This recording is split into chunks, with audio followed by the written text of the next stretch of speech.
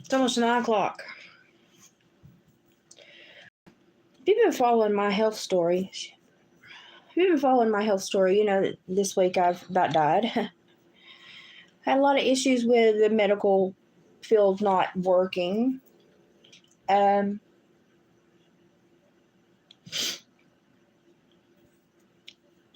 lot of the intracranial pressure is still bothering me. So my doctor called in some medicine to help with the pressure that they wouldn't feel locally. It's not anything that anybody should be worried about. He said, well, he's like, your mail service, when they send you your vitamins and crap, he's like, they work okay, don't they? And I'm like, yeah. He's like, well, okay. He's like, well, I'll just send it there. Okay, fine. At 8:01 p.m., even though they close at 8 o'clock, the mail service said, we can't fill this without prior approval.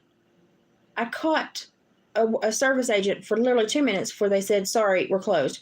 I said, who needs to give you prior approval?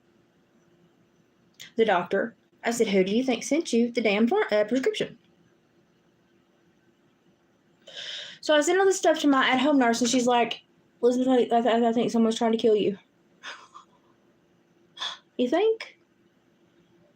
I don't have the mental nor emotional capacity to deal with anybody's crap anymore this week. I got the agent for 2 minutes. I said, okay. I said, I need this medicine because I've had mastoiditis and it's supposed to relieve the tension in my brain. I said, it's not anything that is like freaking the state out or anything, or anybody that, a courtroom would freak out over anything. What's going on? Well, it didn't come with prior approval. Who needs to send you prior approval? The physician. Who do you think sent you the damn prescription? I would call that prior damn approval. Oh, do y'all like my black eye? Do y'all like it? It's really coming on out now, ain't it? Yeah, it's really coming on out.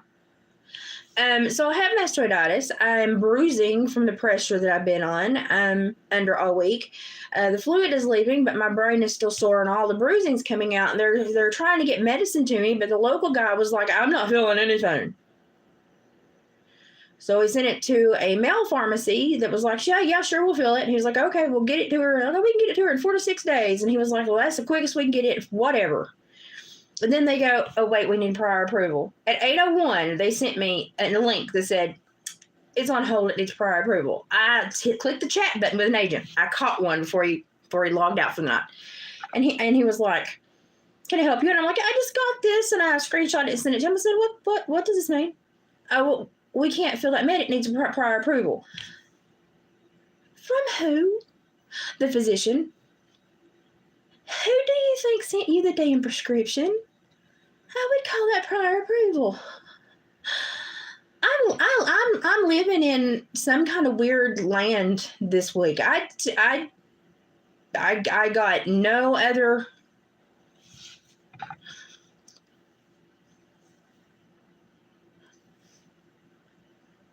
Is everyone on this planet retarded except for me? I mean, I'm beginning to question these things. I've had mastoiditis. I'm still struggling with mastoiditis. I'm healing, but I'm still very fragile, so I'm still being watched very closely. My nurses, the social worker, I talked to my insurance today. They're all like, yeah, we're trying to get you taken care of. Yeah, what happened to you was wrong. Yeah, we're reporting all this crap. Medicare. I talked to Medicare, and they're like, no one's taking away your Medicare savings program.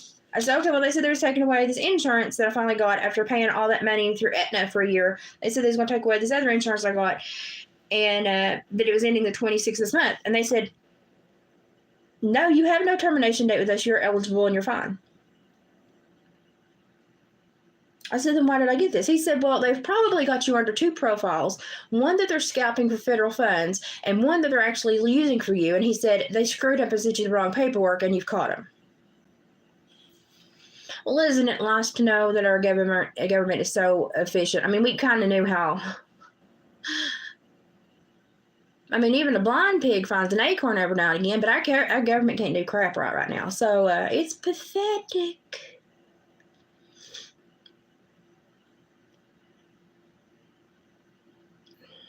Do you think I can buy an Audi? Look at me. Do you think I can freaking buy an Audi? Do you think I'm buying a German manufactured piece of crap that costs thousands to fix? Would you go away? I cannot get even a $12 prescription filled. You stupid idiot. Oh, God. Oh, well, you like my shiner that's coming out? I need a really interesting story to tell people how I got it instead of medical malpractice. I'm getting one over here, too, but it's not as bad. This one is much more profound. But so the doctor was like, well, when the pharmacy here would not fill the tension-reducing medicine, which there's no reason why. There's no reason the state should be even worried about it. I mean, it's just like, what the heck? So he said, we'll just send it to this mail-in pharmacy that does your vitamins. Okay, fine. At this point, I don't care. I'm in the land of fuck it all. That's where I'm at. I don't have any more F's to give. They've all flown away. And I'm fixing to turn to criminogenic felony behavior to get my angst out. So the medicine that could help heal my brain and keep me from having other issues that is so important for my health, they won't fill without prior approval from the physician, but it was the damn physician that sent them the prescription. Tell me how this works. So this week, I've caught a doctor in medical malpractice and breaking the law and misdemeanors and felonies. I've caught the state of Tennessee defrauding me. And now I've caught 2 pharmacies just being giant jackasses. And I own jackasses. That's being unkind to jackasses.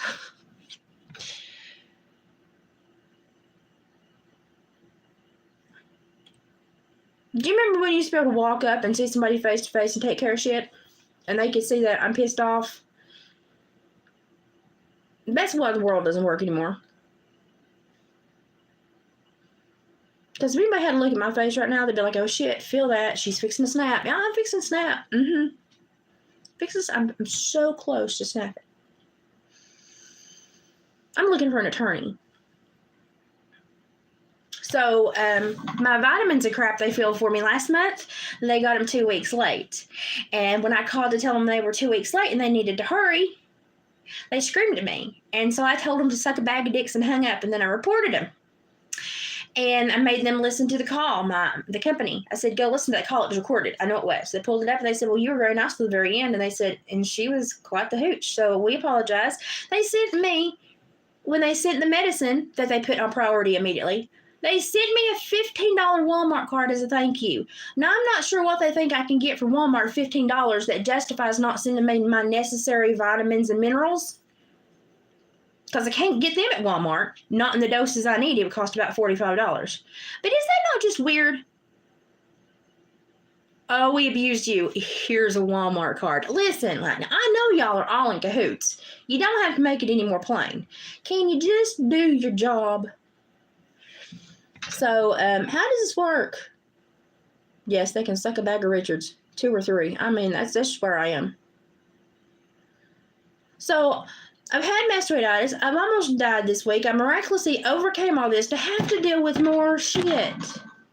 Now, I clean stalls. I clean 32 stalls a day for like 5 years if you look at my time between Mardana Paso Fino Farms and Hacienda Nueva Vito Paso Fino Farms. I shoveled more shit for 5 years than I think anybody has ever shoveled in their whole entire life. This week, I've handled more, I am certain. So it's like, well, we're glad you're alive, but we're going to keep you tottering on the edge just to see how tough you are. So my nurse is like, what the hell is, she's like, why? Is everybody trying to screw you over this week? And I said, I can only imagine. She said, well, that doctor won't be back in that office until next week because he does rotations. And she said, you won't be able to reach him until next. I said, I know. I know, because we're country, we're rural. We share judges, doctors, lawyers, all that crap. They do like a 5-county rotation. I did talk to my insurance today, and they said that the notice I got that my insurance was ending was fraud because my insurance is not ending through them. And they said I've caught the state defrauding me with a secondary profile where they're getting twice the federal funds and only giving me minimum benefits through one. He said they just screwed up and sent you the wrong letter with the wrong case number on it, and you caught him. So I've caught the state of Tennessee defrauding me. The social worker had to send it to the oversight committee. I'm waiting for feedback. My insurance is not ending, but they're sending me threatening letters that's ending on the 26th. But it's not even the insurance I have, and the insurance I have is like, nope, you're good. Your eligibility's fine. We got no issues. They've not told us crap. He said, you caught him. Fair and square, you caught him. He said, how stupid can they be? I said, at this point,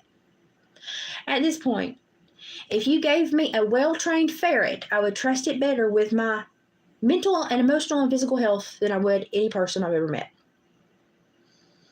A well-trained ferret. Think about that.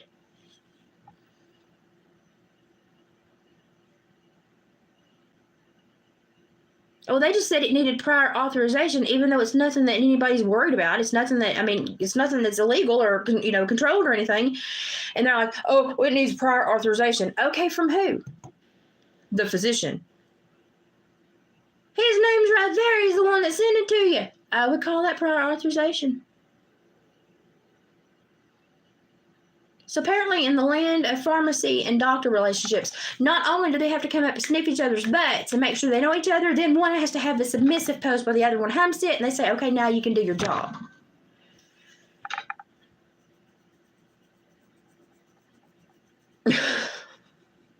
I don't know how else to put that, guys. I'm so over this. Like, right here at this point, I'm just like, just go back to the ER and tell them you're done.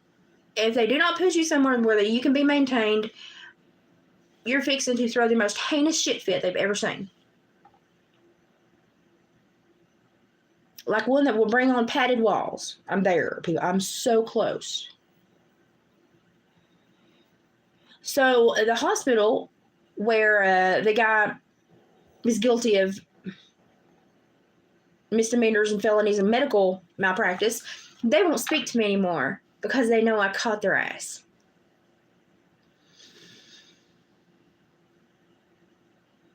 So I'm thinking about just walking back through the doors and going, it's me again, Margaret. How we doing? We gonna play this game again, or y'all gonna actually take care of me?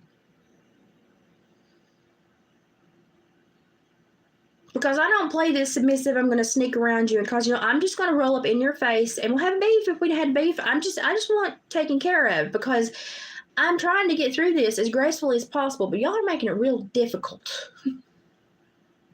And I'm trying to suffer through the majority of the issues and just go, it's just RSD and mastoiditis and it's going to suck. It's going to suck, but how do you exponentially make it suck more? Oh, you make every insurance and pharmaceutical turn fail. You would think that I was asking for something that was going to send somebody to prison. And I'm just sitting here going, oh, God. So my doctor sent you the tension medicine for my brain, but you need prior authorization from my doctor before you can feel it. But he's the one that sent it.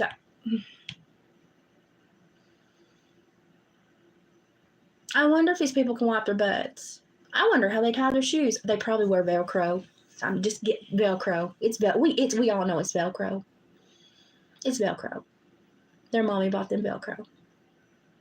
They're the ones that, live in the world where they go to Instagram and they see people who make fake profiles and work at restaurants and take pictures and say they're on vacation there and they're making $250,000 a year at the age of 24, and then they go home and cry because they're bringing home $48,000 working for insurance companies. Go, I can't make the American dream. Well, no. If you constantly view lies and you think that's reality, you're never going to make the American dream. How about you shut up and you start looking at the people around you that live on that income and you live like that? 24-year-olds taking trips to Bora Bora. Shut your pie hole. That don't happen unless you got a wealthy daddy. And then people going, well, you just can't live in America. We can't buy homes. Well, if you didn't think you had to travel to Bora Bora every 5 weeks, sip Mai Tais by some kind of fruity tropical plane, good God almighty. Talk about who is disenchanted with reality. It's not me. I'm just trying to live. But you'd sure as hell think when the physician wrote the prescription, that would be prior approval. Okay, who do you need prior approval from? The physician. Do you realize that my brain has been so swollen that I have a black eye? Do you realize that I'm still in a lot of pain and I'm about to snap? Do you realize I have barely made it through this week? And now you're going to come with this dumb fucker at me. I'm sorry. If you were a cow, you would be on the butcher list. I'm there. I'm there, people. I'm there.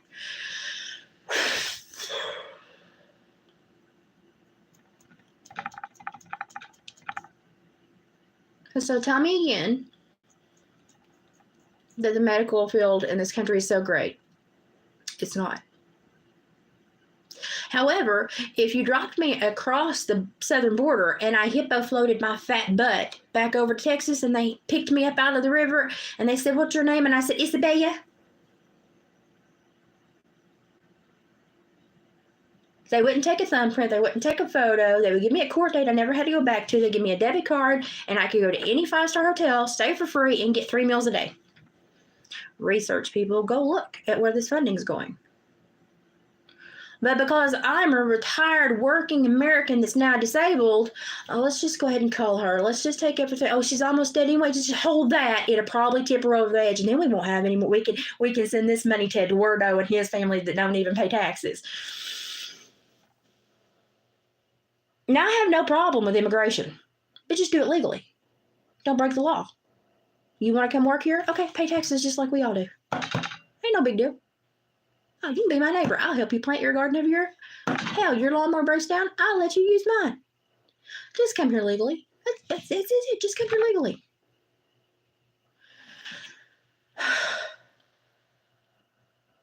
So I pay taxes on my... Well, I'm still paying taxes. I ain't dead yet. Yet. The week's not over, people. The medical institutions are not done with me yet. So we've still got time on the clock. Okay, we're in the final quarter. And I cannot even get care that is paid for and should be happening.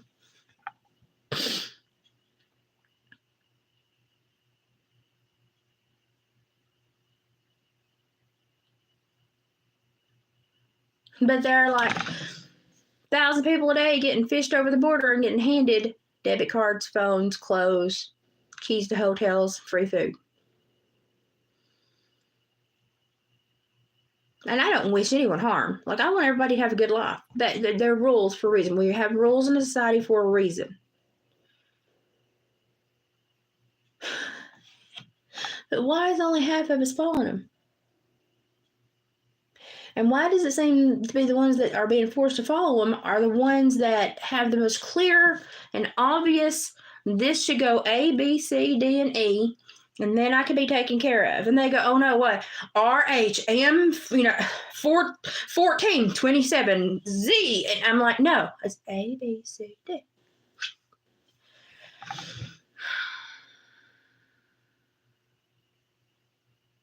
Oh, yeah. Well, they're not going to give them voting rights. They're busing them into areas to where they can get more Democratic seats. And it's like, we all see what you're doing, okay? A kennel always says it has 42 more bitches than it does because they buy from other puppy mills and then they say they raise their own dogs, okay? I get it. People are crap. But can we all stop acting stupid about this now? And can we all start dealing with problems? And can we just do the jobs we're supposed to have? And if you pay for benefits, can you just not get them?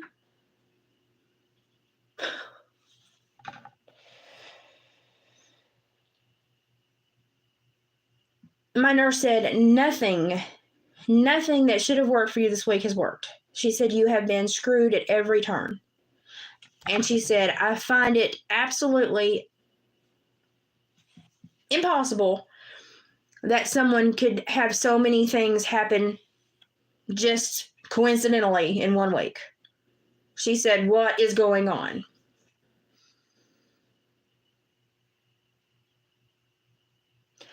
I caught a doctor in medical malpractice. I could probably sue them and take them for God knows what. I just want to be treated humanely and treated like a person when I'm there. That's literally all. Y'all, that's all I want.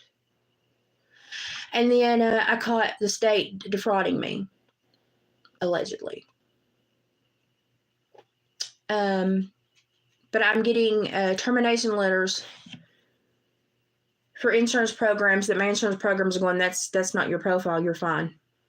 It's got your name on it, but it's not, you're fine with us. You have no termination. No, why are they doing that? So where are the federal funds going, my friends? Certainly isn't helping me. I'm the one sitting here about to die this week with a shiner. I mean, it's not an impressive one, but considering I did nothing to get it, I find it quite impressive. I mean, nobody hit me, no cow headbutted me, no horse run over me. Nobody punched me. My head just swelled and did this. Getting a little one over here, but it's not. You can just barely just go. This is a pretty good. This is a pretty good one. That's a pretty good one. Oh, what, your brain swelled and about killed you? Well, we still need prior authorization.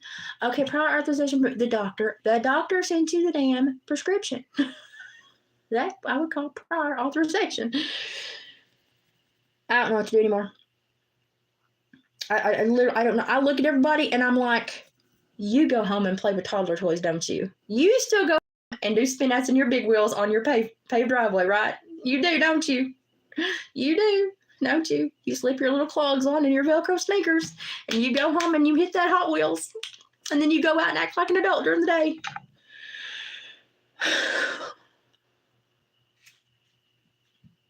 So seriously, I think they do.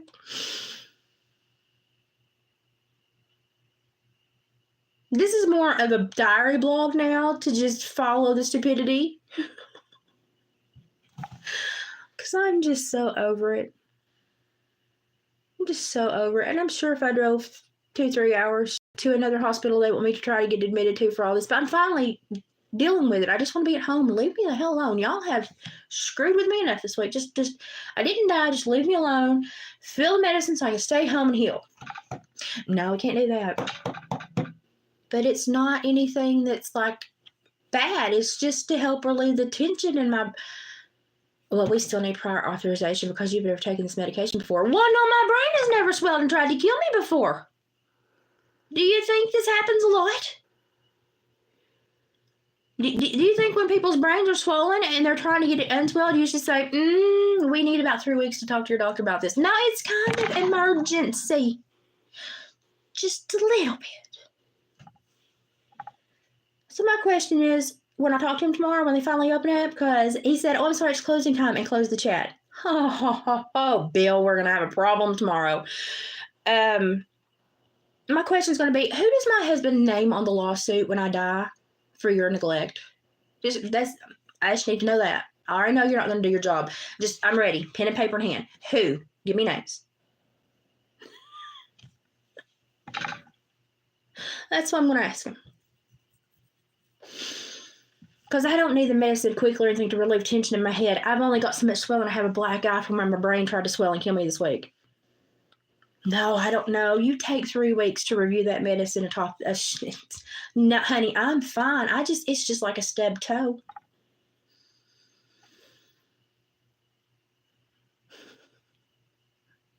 Now we all understand why I got a droopy eye now? Yeah. Because it takes 5 times as long for me to get treatment. By the time I get treatment, I'm just screwed up. I can't be fixed. But they needed their prior authorization.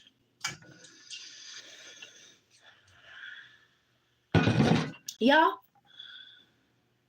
find attorneys, Google attorneys. I'm Googling attorneys, but I live in Podunk, Appalachia. I need a really good, federally licensed medical malpractice attorney. The only thing I got around here, they suck up every local attorney, make them public defenders so they can't take private cases, and then you have to go 4 or 5 hours away. And by the end, I might as well just get a really good federally licensed asshole that wants to make a lot of money. I don't even want the money. I just want to burn somebody's butt for doing so many wrong things to me this week. I would sign over 100% to the lawyer. Buddy, whatever you win, you can keep. I just want a piece of paper that says I was right, they were wrong. And now they have to have a consequence.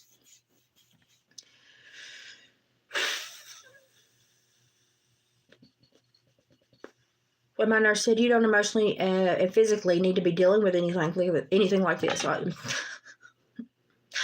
It's okay, honey. My brain just swelled and about killed me this week. It's okay. I got it. Everybody thinks this is just another day. This is just another Thursday evening.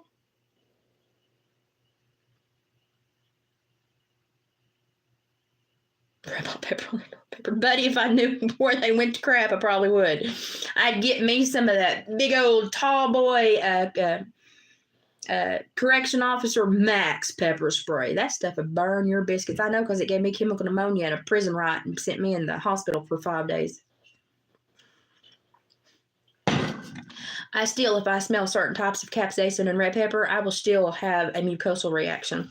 And that was a long time ago. I still have scarring in my left lung from that. Because when they initiate lockdown in a prison, whether you're there to prosecute a warrant or do paperwork, they don't care. You're just there. And you get locked down too. And just so happened I was locked down in the room where they sprayed the pepper spray, and we had to sit for 25 minutes until lockdown could be lifted. 5 of us were in the hospital for 5 to 7 days with chemical pneumonia. And yeah, I got sprayed at the police academy every time I was at the police academy. But they use like a sissy, and you have to get sprayed, and then you have to find your way to the garden hose, turn it on, and flush your eyes. And that's like one of the tests you have to take. Okay, not a problem. Never had a problem with that. But these 3 cans of Max Force Tall Boy Correction Officer Max Potent had a little bit of problem with that one. Well, no, I have a husband. And he's just as pissed right now as I am. Actually, David is still sick. Like, he is still struggling because he's just been so upset all week with my health and the way I've been treated and watching me struggle so much that he just crashed and burned. He is so sick. He can't get well. I'm worried about him. And I'm like, I'm trying to take care of myself, but the people that wear helmets in the world are making it really difficult right now. I'm just saying. They're making it really difficult right now.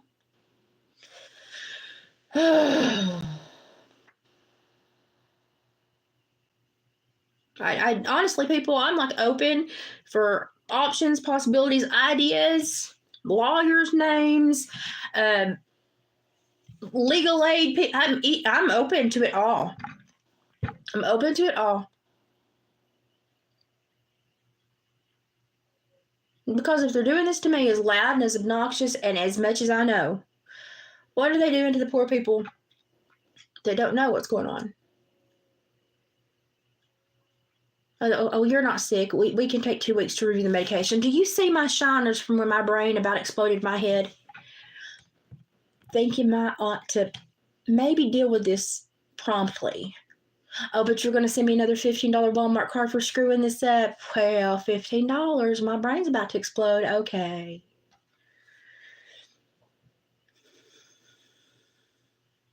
I'm fixing to teach people new words tomorrow. This is why I supervised murders for a decade, to learn how to be an absolute ass. I'm going to use every trick that they ever tried to manipulate me, and I'm going to use it on those people tomorrow.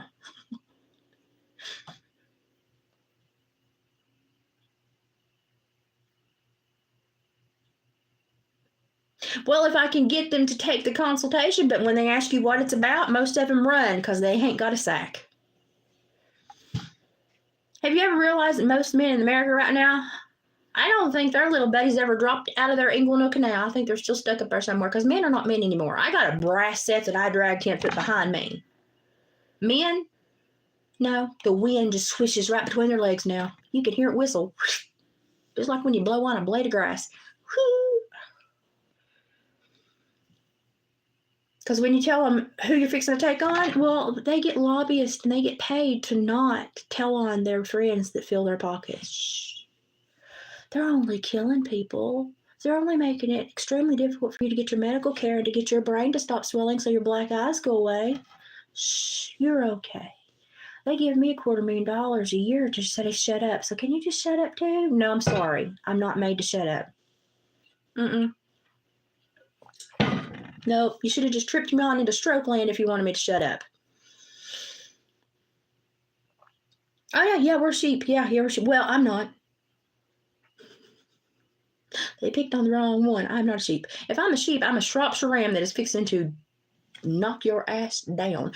You ever had a big Shropshire ram? They're the meanest sheep I've ever seen. Meaner than a Colombian. I mean, and they're a lot more dangerous because they will just jump right on top of you and try to kill you.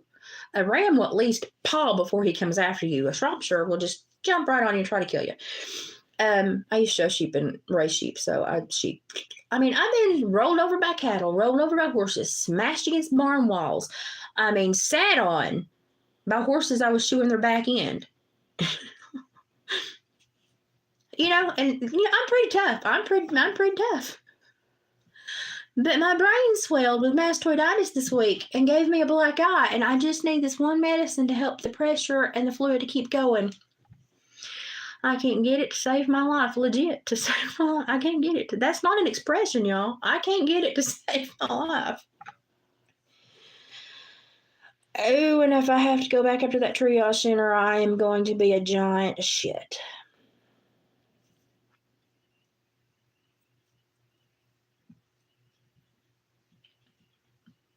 Well, I tell everybody, when Temple Grandin revolutionized the livestock field because she said you could kill more animals a day more efficiently if they curved all of the chutes, the runs to the slaughter to where they actually kill them.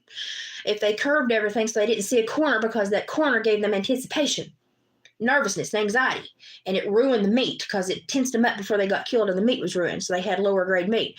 So Temple Grandin came in, and every slaughterhouse now has curved runs so that they never see it coming. They're just like, oh, a curve? Oh, we can take curves. That's not a corner. It's a curve. Okay.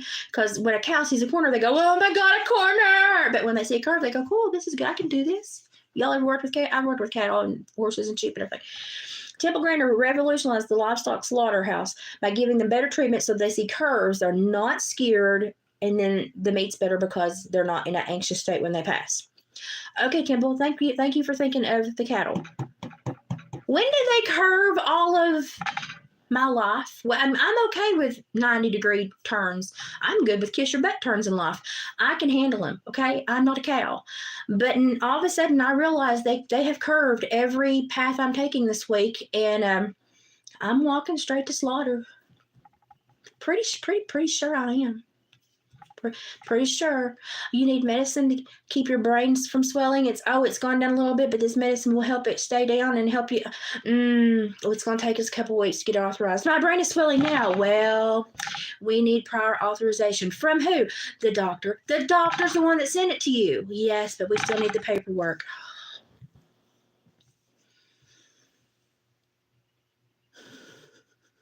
You can't make this crap up. Honestly, I would have more respect for somebody that would knock on my door and just look me in the face and say, we want you dead. We want you dead. We're trying really hard. Game on, buddy. Thank you. I respect you coming to my face and saying it. Game on. But these little games they play, no, I got no respect for them. I got no respect for them. So I'm going to ask my government, hey, government, will you just man up and tell me that you want me dead? Please? Just send me the letter, a facsimile. Oh, just put it in the sky when you're spraying aluminum and chaffing. I'll read it. Okay? Just tell me straight up to my face you want me to die. That you need whatever money you think I'm sucking from the system for somebody else that will never give money to the system. Okay, just tell me. Just tell me. Just openly tell me. Okay? I'm not the right kind of voter, therefore you don't care if I die. Okay. But now if I die, are you going to use me as a vote? Because I have a problem with that. I will come back and haunt you. And it's just like, excuse me, the whole world has gone insane. And I said 3 years ago, if you remember, I said society will be dictated how we start from today if we walk out of our homes and go back out and choose to love each other, or if we take our hate filters that we've all sat at home and knitted for 3 years and we cast them upon everybody we see. And you're a threat. You're a bad person. Everybody walked back out the doors with their hate filters. Everybody's a threat. Everybody's opposition. Everybody's a danger. And society is foobarred because they led you by the nose, made you emotional, and said, oh, you must feel this way. Oh, you must have this thought. Oh, you must. And I go, when you do that, I go, why? Why do you want me to feel that way? Excuse me. We need to separate. I need space. I don't understand your motive. But most people go, I know. Oh my God, what you're telling me is absolutely truth. You know what? The doctors have told me this week that have been absolutely truth. Nothing. Nothing.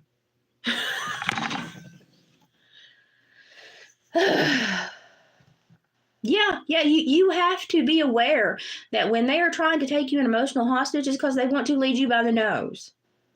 So I'm sitting there going, okay, you obviously either want me dead or pissed off. Okay, I gotta play chess. Okay. So I'm looking at, do I go to a bigger hospital and hope that I can get them to slap back and also file a grievance because my insurance has filed a grievance, my nurse has filed a grievance, my doctor's office has filed a grievance? I mean, how many grievances did you have to get before we understand you are a sorry suck egg dog and do not need to be a doctor? I mean, how many grievances do we need? Seriously. And if they only have to pay a fine when they make all this money, I mean, really? Really?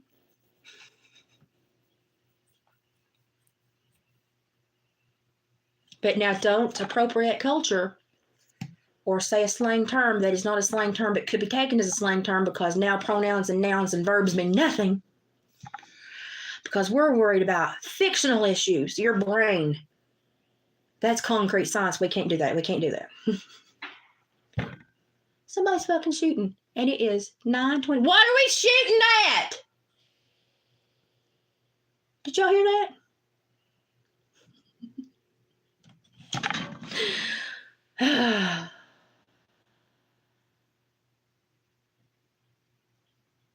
What should I be armed? What are we shooting at? Is there a problem in the neighborhood? Should I be concerned? Did y'all hear that shot?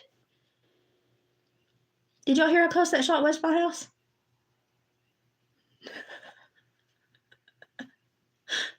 How? When I'm on live talking about how frustrated I am with the government, why do shots start ringing out by my house when I live in Podunk?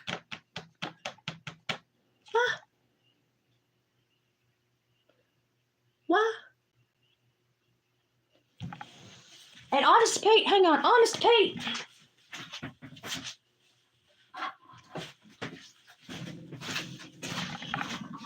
Why would you shoot at me anyway?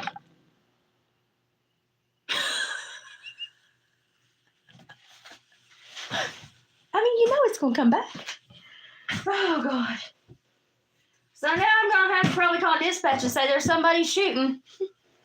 Somebody's either drunk or got dropped off on the road and pissed off, or I don't know, maybe there's just a damn raccoon on somebody's back porch. I don't care. If it happens more than 3 times, we got a problem. Because if you miss a raccoon more than 3 times, you ain't born here and you don't need to be handling a gun.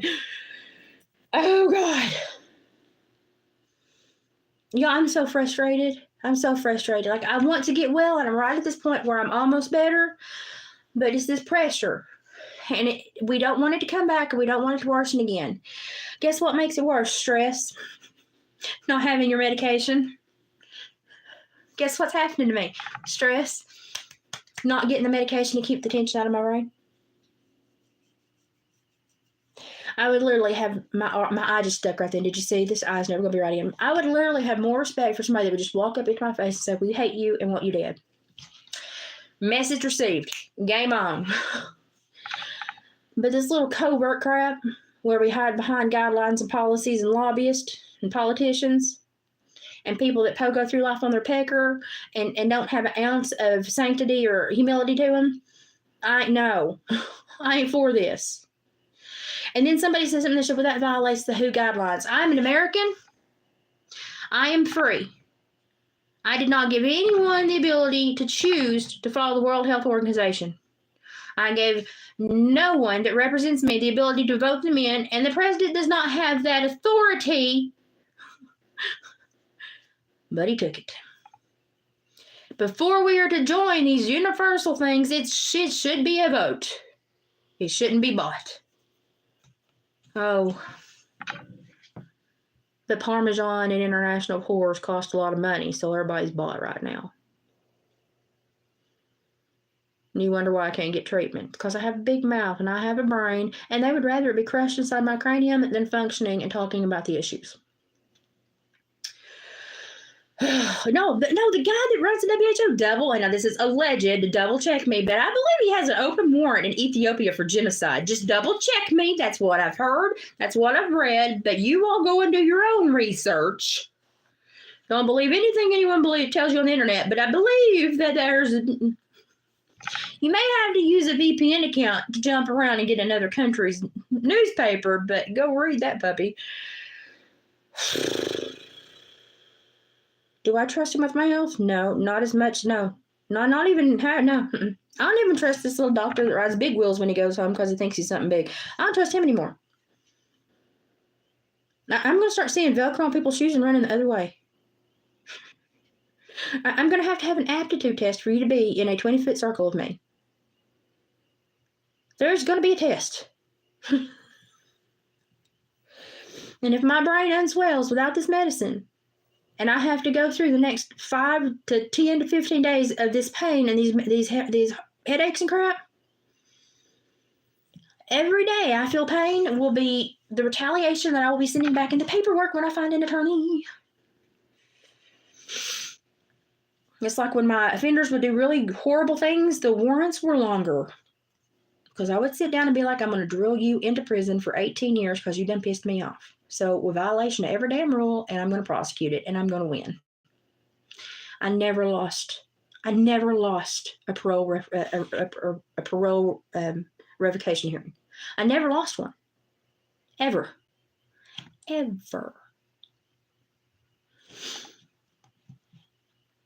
But you have to be represented by lawyers. But the lawyers are bought by lobbyists and politicians. I've spoken to representatives in my area about this problem. And you know what they say? We're from Podunk, Elizabeth. We might be big fish here, but we ain't but minnows upstream. And they make a whole lot more money and get stuff slid in their pockets that we won't ever see in our life. We can't change anything. Well, Amber, waves of grain-fruited plains and nuts in my cereal. Why do we have this country anymore? Oh, for vicious tyranny. Oh, I get it now. That's why I've been treated like this all week. Yes. Oh, all the laws are just, no one has to follow them anymore. Oh, but me, I do, but they don't. Oh, I don't have enough money to make, see, I thought these were written for all of society so we could all come together and live in a good, peaceful place. We understood that when we shared realities outside of our private places, we had to behave in a certain manner. Shoot.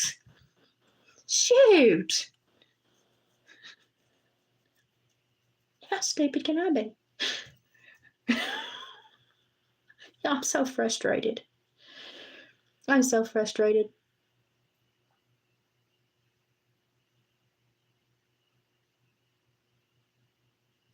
Mine's eye taking.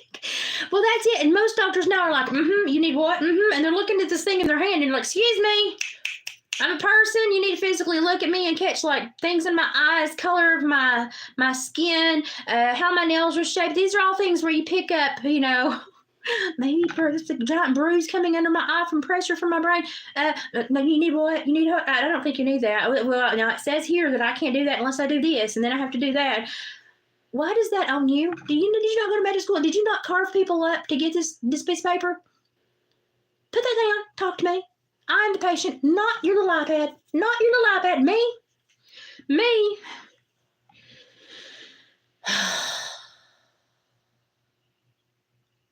Do you know that doctor was such an asshole? He'd never really made eye contact until he told me to misuse medication. He said, you have muscle relaxers, just take about quadruple the normal dose, you'll be okay. That's the only time the man made eye contact with me. To say something illegal. He never made eye contact to try to treat me. And I was like, no, sir, I can't do that. That would be violating a medical order. That has a punishable consequence. That's why I'm here. And that will not stop my attack and flare and the herky-jerky shaking and swelling in my brain. So I need more help. But go home. So I went home, and I didn't die. And I think I ticked them off, and now they're at it again. They're waiting for me to die. At this point now, I refuse to die. I will be on this earth until I am Methuselah's age if I've got to get this fixed. You just made me freaking immortal. I just can't let it go now.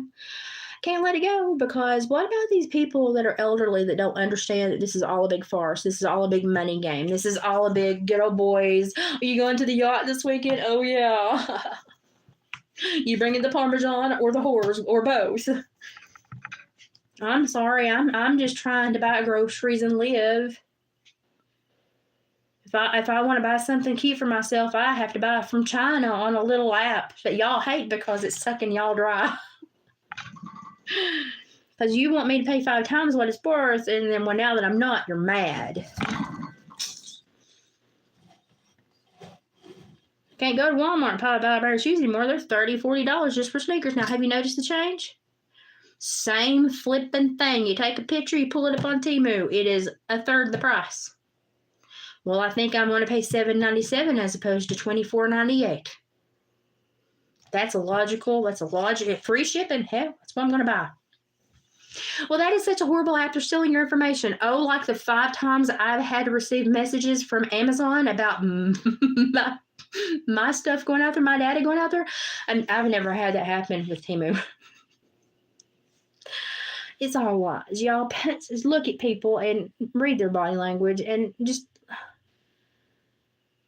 when you find one of those people that are the giant assholes in life, and instead of going home and buying yourself preparation H, tell them they're a giant asshole. You should not have to correct yourself for somebody else's behavior. They should have to correct their behavior.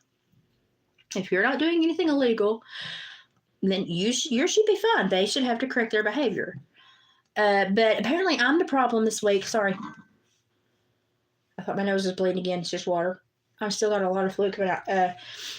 I'm being asked to correct my behavior because my brain wanted to swell. The doctor that refused to treat me, the medical field that absolutely abandoned me, and now this pharmacy group that's like, we need prior authorization to keep your brain from swelling. It may take 2 to 3 weeks. Just 88 cents right here would do far. I would have so much more respect if you would just say, we want you dead. So much more respect.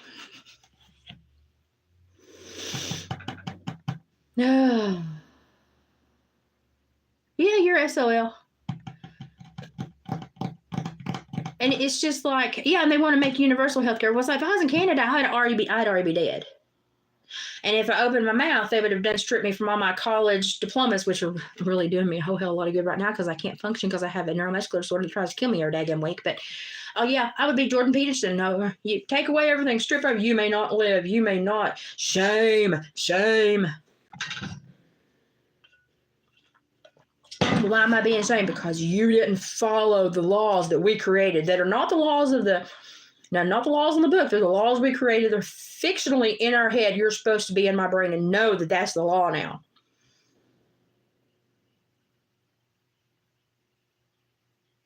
And 24-year-olds are like, I can't buy a house. I can't live the American dream. It's because you're on Instagram and you think 24-year-olds go to Bora Bora every 2 weeks.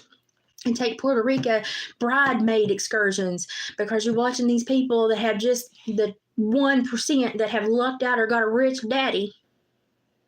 And you think your life is supposed to look like theirs. It's not, honey. You're supposed to go to work, suffer, raise kids, pay a mortgage, try to get them through high school and college if they choose to go, and then just pray that you get to see a grandchild smile at you before you die.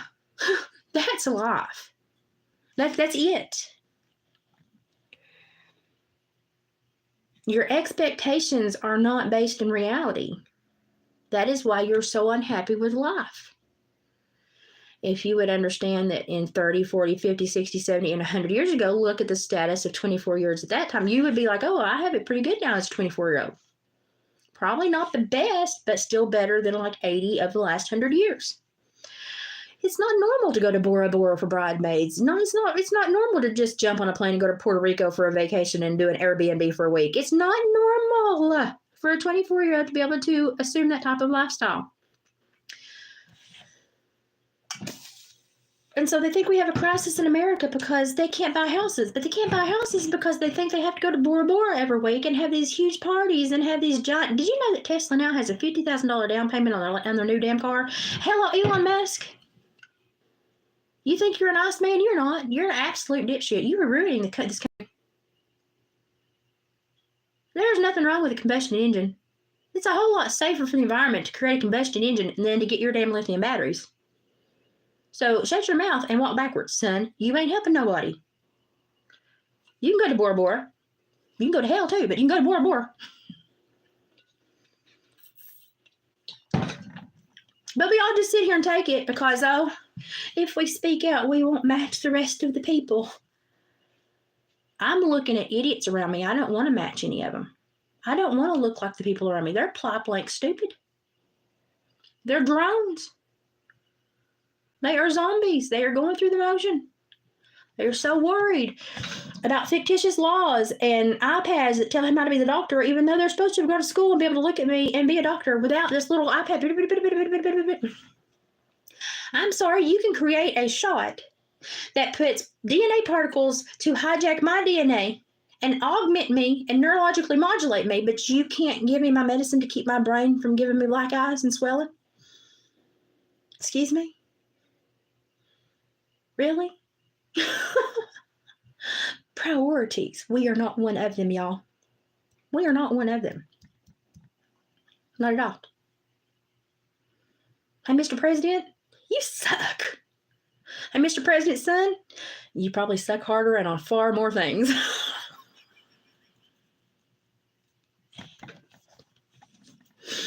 I'm still an American. I can say whatever I want. That is my personal opinion. I'm allowed to have it. And if my brain keeps swelling, I'm going to die. I might as well say it. Might as well be heard. This is where I'm at, people. Tell me how I'm not being taken care of. Tell me how the lemony snicket of events that have happened in my life were not choreographed. I'm so freaking mad.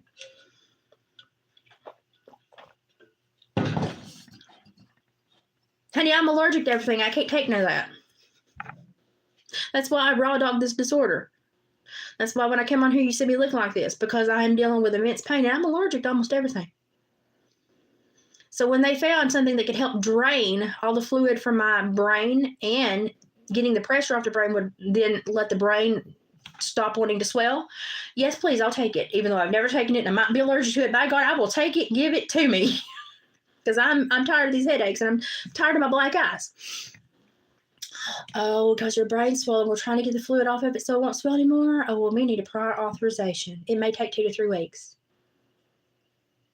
A prior authorization from who? From the physician. He's the one that sent you the damn prescription. Now, I may not be the smartest person in the world, but I know the northbound end of a mule and the southbound end of a mule. And right now, everybody's kind of looking like the southbound end of a mule.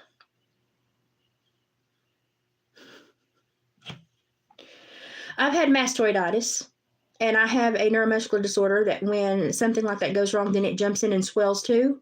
So I've had the mastoiditis swelling and my neuromuscular disorder swell, and so it made my brain almost crush, and I've got black eyes, and I can't even, the ER couldn't even get an IV started. They said, go home, we can't help you. By medical law, then you're supposed to transfer me to the next triage agency that may be able to help me. Go home.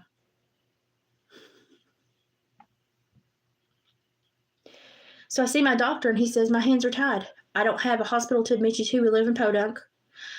I'm not allowed to call and beg somebody else to admit you. But if you go up here to this ER, this triage center, you go to any triage center, they're probably going to treat you the same way. I don't know what to tell you unless you want to drive a 5-hour loop and try to go to Nashville or Knoxville. No, my husband works 7 days a week, and he's about emotionally to snap anyway, so no.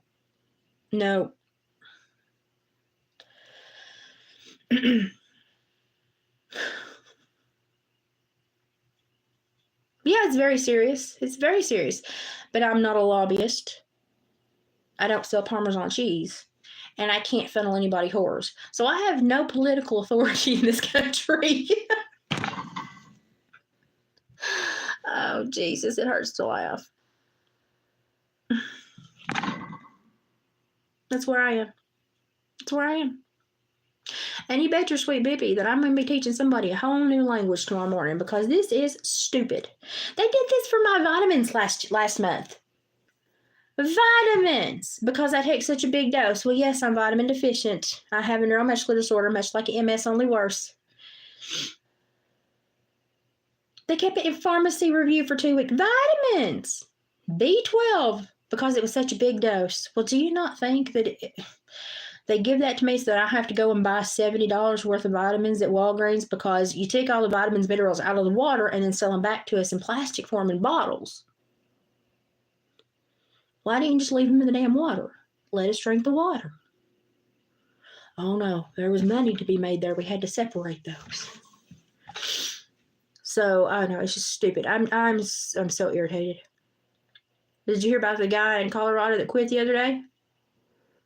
When they said why, and he said, "Don't worry about me." He said, "Worry about the 2 other people that are holding this house one way." He said because they're under fire too. Okay, so now we know we got mafia techniques going on in our government. What the actual freaking crap? Where are we at? Venezuela? Haiti? Where are we at? We're in Cuba, right? This is Cuba, right? I swam over an ocean when I slept through last night. I woke up in a communist country. Really?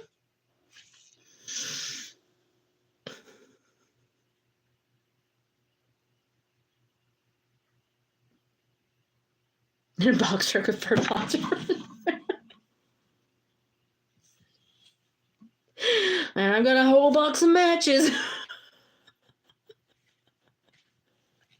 And a pretty little coat. No, I used to work. I have my master's in psychology. I understand that completely. And do you know? I'm gonna give y'all a little tidbit of information here. Master's in psychology. Be sure to please go and research this. What I'm fixing to tell you. Okay, take everything as a grain of salt. I'm not your physician. I'm just telling you friendly advice. What I learned, picked up through all my time, all my education and training. Everyone over the age of 6 years old has some form of PTSD because there's no way to live in a world and in a society where people kill each other, murder each other, steal, there's theft, you have possibilities of getting harmed, you have weather anomalies. There's no way you can live in a world over the age of 6 years old and have spatial and individual awareness and not have PTSD. Okay, the thing is do you get into issues that make the PTSD worse or better? That's what creates the treatment necessity. But then they're telling people, oh, no, it's not normal to have PTSD. Honey, it is. If you live in this world with stupid people and moronic people and evil people, you have PTSD. Some people get PTSD just trying to find a freaking parking spot at the Kroger. Okay, that is PTSD. Kindergartners that are scared to ask to go to the bathroom, that is PTSD. Everybody has it. It is that simple. Because the chemical reaction in the brain is the same, whether you're 6 or 96. It just happens to amplify for certain bigger issues in life. So yes, you may have a treatable PTSD issue, but to say that it's not normal to have PTSD is a bum freaking lie. You cannot be a human being who has self-awareness and knows that you came into this life, you're going out of this life, and in the middle, you're screwed. You're going to have trauma. You're going to have trauma. And has anybody seen my last week? You're going to have trauma. How do you minimize the trauma and deal with this in a way that you can process it? Well, I use humor, and sometimes it's gallows humor. But to sit here and lie to society and make up all these mental health codes for the diagnostic manual, and to tell people it's abnormal to have any kind of stress. No. It's normal to have stress. Now, you may have an event in your life that has more, and you may need help with it. But everyone over the age of 6 who is spatially aware in the society has some PTSD. Oh, what happened in Colorado? What was it? The representative just quit. He said he was going to quit at the end of his term. He just walked away because I guess he got told to do so in a not so nice way. I have to be careful how I put that. And when people were like, why did you do that? He's like, hey, don't worry about me. Worry about the 2 other guys that are holding the majority right now. He said, because they're in trouble. They're in danger. Will y'all read the news? Do y'all ever read the news? Read the news. Ask questions. Go to another country to read the news about our country. That's when you get the real crap. Well, that's why they did that, was because when you are in an emotional state, you're much more easier to control. Well, I am the odd duck out because when you try to put me in an emotional state, I plant like a mule and say, hell no. We're going to have to talk about this first. So when everybody else is running around, okay, here's the thing. When you go into a cattle farm, there are two types of cows. They're the cows that you can walk into the pasture and go boo, and they will freak out for no reason and run through 5 fences and kill themselves by running through 5 fences over nothing. And then there's the cows that go, oh, wait, that wasn't too scary. I'm busy chewing my cud. That's not cool. Well, there are also 2 types of human beings. Imagine that. And they really like the ones that run through fences and take themselves out. Because then they can glamorize and romanticize all this, oh, the horrible humanity, the behavior. Okay, you created it. Shut up. You walked into the pasture and said, boo, knowing that at least 20% of people was going to run crazy because they ain't got no sense. And then you focus on the people that ain't got no sense while the rest of us are going, that's abnormal. That's not how most people respond. Why are you focused on how most people don't respond? Why are we talking about it? Why are we talking about the people that are still just kicking through life and we're just fine? But we focus on literally the 5% of romanticized or super highly emotional news stories that make people terrified. Well, because when you're terrified, you're an emotional hostage. Because you're on a rat on a sinking ship and you'll latch onto anything that looks like salvation. Even if it's a greasy politician that ain't got nothing good to do for you. Because in a moment of panic, anything looks like a dinghy if you're on a sinking ship. I don't know, most politicians look like dinghies to me anyway. Okay, so that's why they create this. They create this emotional unrest and this dysfunction because it gives them more power, because people are more easily manipulated when they're super terrified, scared, panicked. You will always make the wrong decision if it's based out of fear. Always. Psychologically proven. Because you're in your amygdala. You're only using that much of your little brain, which is probably swollen right now. It's probably why I'm not in fight or flight mode. I'm just pissed. But you use literally that much of your brain when you're scared, when you've got one that's giant. So why do they keep putting us in positions where we use this much of our brain instead of this much? Because if we were to use this much of our brain, we wouldn't be running through fences and creating chaos and hating each other and worried about cultural appropriation and words that have no meaning or pronouns that aren't possessive anymore but have some whole other issue going on. And y'all just be human beings, be nice to each other. If I meet you and you're different from me, I don't give a rat's hind end. As long as you're a good person when you're within society, I don't care what you do when you go home as long as it's not illegal. I don't care what you do. Closed door. It's not my business. That's between you, whoever you're doing it with, and the good Lord above. I'll let y'all take care of that one. I'm not going to be mean to you. I'm not going to be mean to you. We watched cities burn for 2 years because people felt disrespected. And we allowed them to march across our country like toddlers. We got disrespected. How did we disrespect you personally? Well, not me personally, but people I care about. Okay, well, if we all react about what happens to people we care about like this, then the whole world would just dig a hole and crawl in it. So this is not a good response. But then, what's her name? Letitia James or whoever, she walks into that church, that amphitheater church, and same people are like, boo. They're hunting them down because they need to be re-educated, because they need to be professionals at work, because you don't say boo when she walks in to give a speech. You're a bad person in society. You don't belong in this world. And you need to be re-educated how to behave like a professional. But Miss James, we had people that burnt down your city and many others. Well, they had a plot. They had a mission. They, bless their hearts, were marginalized individuals. Well, do you not think that the people screaming at you also feel marginalized in some way? No. I have one brain, and it is bought and paid for, and I may only think this one way.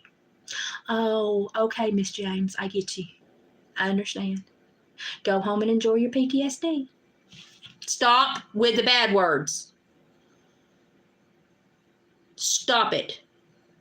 Stop it. You're getting booted. Adios. You don't be disrespectful like that. If you have a beef, you do it in a communicative way to where you can have a debate. You don't come on and do crap like that on my channel, you piece of snot. You can have a beef and do it in a polite way. No, I've still got too much pressure in my brain. No, certain words are still giving me trouble. My neuromuscular disorder is still slightly a flare. I got a black eye. Okay, I got tension in my brain.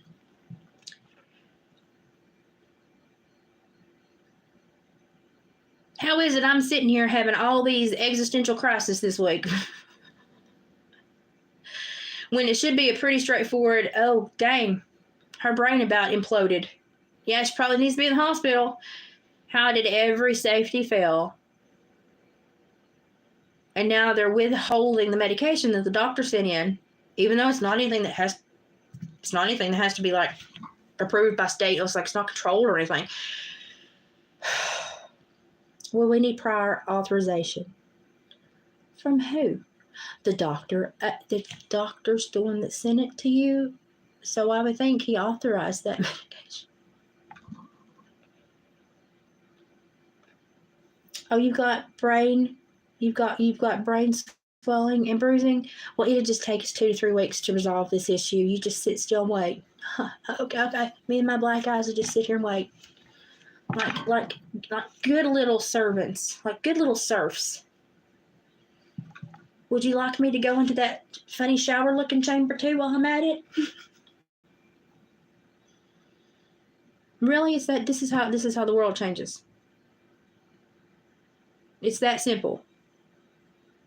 People stop saying, that doesn't look right. I got a question. And they go, I don't care what it looks right. Just do it. Just do it. Because if you don't do it, they're so aggressive and they make a problem. Okay, won't make a problem back. Be loud. Be vocal. Advocate.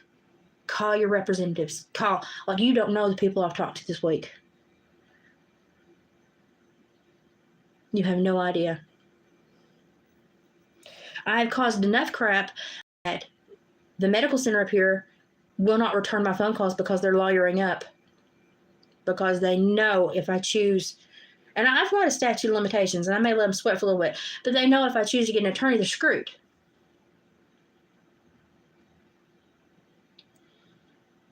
Why didn't you just do the right thing? I don't want to go through all the motions and bullcrap of a lawsuit. I just wanted medical treatment because that's what you go to a triage ER center for. I don't have a hospital here. I get triaged, and then if I'm so severe, I'm supposed to get sent to the next closest hospital that can take care of me. They told me go home. Go home. And then my doctor was like, he can't admit me anywhere. He doesn't have a hospital to admit me to. He's not legally allowed to call other hospitals and beg them to admit me. That's illegal. I just have to take a chance on driving 5 hours and seeing if somebody will take me. And then I have to be 5 hours from home.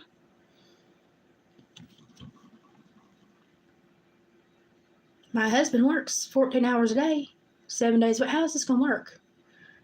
I could have just been treated, given the appropriate medication, sent home, and I have home health nurses that check on me, that can bring me and give injections and do all this other stuff. No. Epic failure of the medical system. My nurse is like, and she says they must want you dead. Yeah, feel a little targeted. Oh yeah, that's a good keyword. Look up targeted individuals.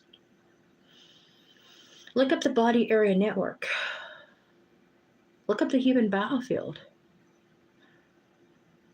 Look up neurological modulation. Look up transhumanism.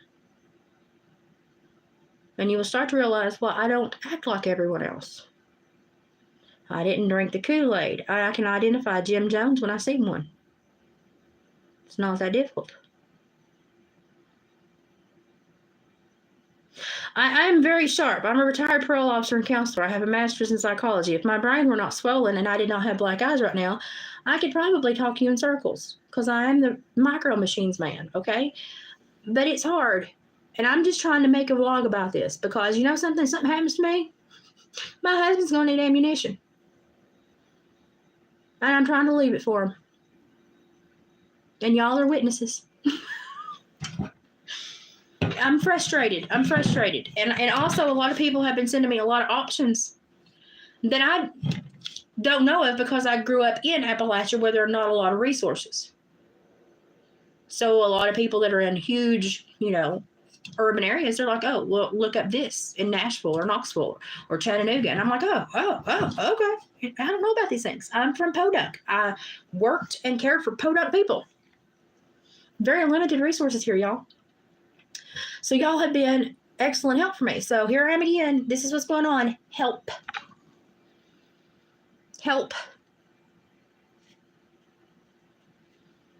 Yeah, leave a cats. That's why I'm such a danger. I have a brain and I can think for myself. That's exactly what they don't want in this world today. Do you know that they're taking stuff out of the diagnostic manual for psychology because they don't want those people to feel as though they might have a mental illness?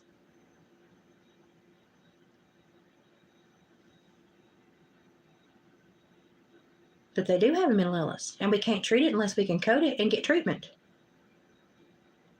So tell me again why we took that out of the diagnostic manual?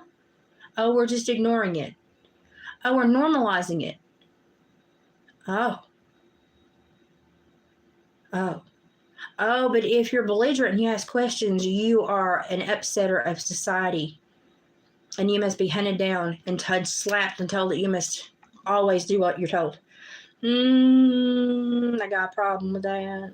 Because if other people can be mentally insane and you're saying, we're going to take it out so they don't feel mentally insane, and you let them be mentally insane. But I'm having a competent, clear moment, and I'm asking a question that has a valid weight on my health. And you look at me and go, are you crazy? We're going to have problems. We're going to have some problems.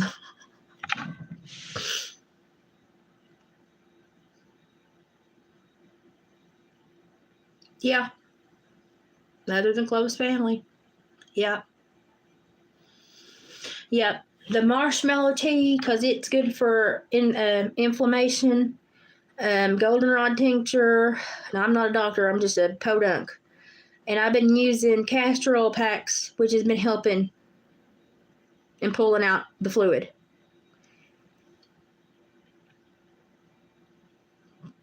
But, these pharmaceutical miracles that were created over 50 years ago that have been used for, 5 centuries plus, that are not anything that society has any kind of issues feeling, why does it take me 2 to 3 weeks to get it when my brain's swollen?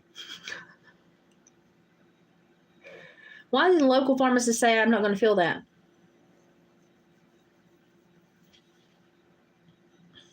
Why did the male pharmacy say, oh, sure, we'll feel that. That's not a problem. Yeah, oh my gosh, that's a horrible scenario for her to be in. Sure. And then they get it and go, Arr! It's going to take 2 to 3 weeks and we need prior authorization. From who? The doctor. The doctor sent it to you. Pretty sure that constitutes prior authorization. Y'all, if I wake up tomorrow and my black eye's worse, I guess I'll head on down to the next hospital down the road, about an hour and a half away. What other option do I have now but just to see legitimately if every doctor in every region here is a moron? Oh, but then if you go to more than one hospital, you might be a doctor shopper. No, I'm not shopping.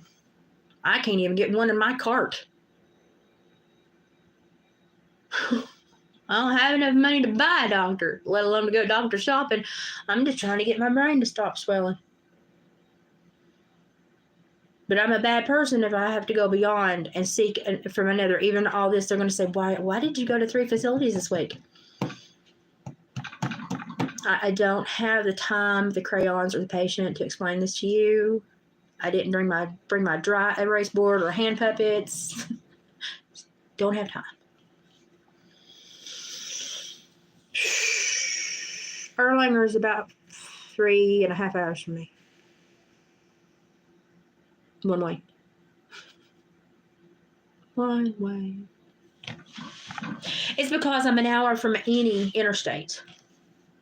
That's the crappy thing, is I'm an hour from any interstate. So it's just, I don't know. I'm fixing to put more castor oil on my head and go to bed. More castor oil packs on my head to draw it out and go to bed. Take the allergy antihistamine that they're hoping is going to help dry up, even though the other medicine would be a million times better. Well, hey, Benadryl. Her brain swelling. Let's give her a Zyrtec and Allegra D. Oh, that medicine that would really no. We got to get prior authorization on that. I mean, she's just got a brain swell. It's not a big deal.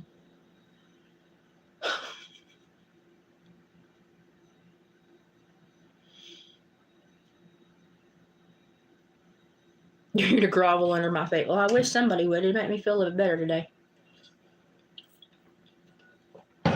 So I'm trying to stay hydrated to keep the fluid, because if you don't have good fluid in your body, then your body will hang on to fluid. So I'm trying to keep flushing. And I'm doing my castor oil packs, the marshmallow tea. And y'all, I upped my vitamin C, my Irish sea moss, and today I put black powder seed in my drink, because at this point, what's it gonna do? Make my brain swell? I'm already there. Can't get any help from anybody pharmaceutically, so hey, Mother Nature, yeah, I've got a little homeopathic cabinet. My great grandma was Cherokee. I know a little bit. I can't get the doctors to do anything. They're too busy, trying to malpractice and tell me to do criminal things. But I mean, I'm boggled. I'm boggled. And I would like to think that there are more people in this world that would also be boggled in this scenario. Sadly, none of them work in the insurance industry or at hospitals or at triage centers. So, having a pretty bad day. And my nurse said they're trying to keep you frustrated, because if they keep you frustrated, it keeps you sick. No shit, Sherlock. That's why I use humor to get through this.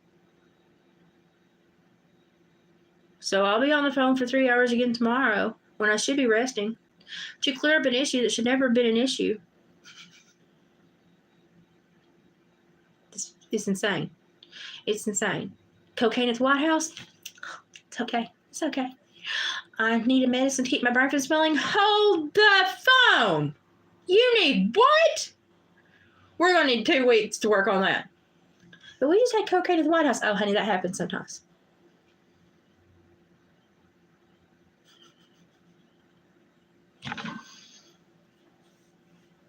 It's just like, what the crap? What the crap? What the actual crap?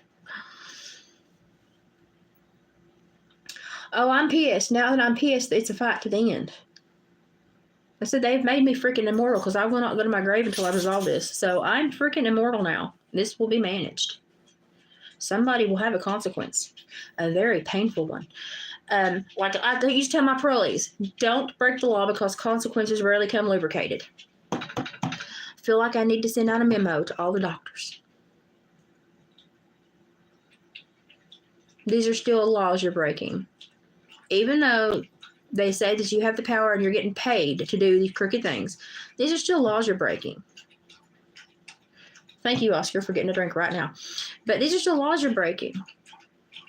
And given the right circumstance, environment, and enough issue, and enough people, and enough spotlight on it, you can still have a consequence. So do you want to get paid by people that don't care about your well-being, or do you want to do your job well and be a decent person? And I've not met many decent people lately. So that's where I'm at this evening. I just need to come on here and rant and just work through it. Y'all know I'm a talker. I have to talk through things. I also want y'all to know what's going on, because I don't want anybody else to have to go through crap like this.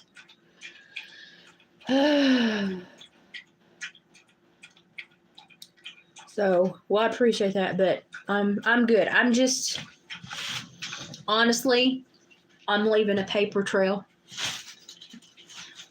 I'm leaving a documentation trail in case something happens to me. That's all I'm doing.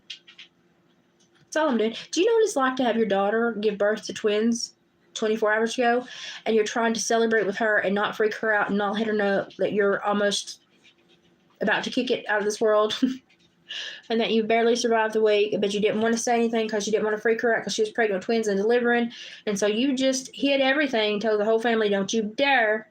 You let her have those babies and get well before we let her know any of this was a thing. And so she's like, Mom, why are you taking so long to message me back? Well, honey, I've not felt well. I've had a headache today. I just need to lay down. It's okay. You just enjoy those babies and the nursery and the naps, the hospital right now, because when you get home, there's not gonna be many naps. You just enjoy those babies, right? And mend. I'm not a priority, honey. Don't, and just you take care of you first, and then when you get extra time and think of me, that's fine. But I understand I'm not a priority. And you just try to make her not think that anything's wrong, because she can't fix it. So why should she have to worry about it? But in America, nobody can fix anything, but we should all freak out and worry about it. I swear, if I had my dog's registry finished, I would just say I'm indigenous and I'm marginalized and you are oppressing me. That works, right? I've been told that works. Does it work? So I guess this is like vlog number 3 on my health issues this week. I am tough as a pine knot, but even a pine knot will crack.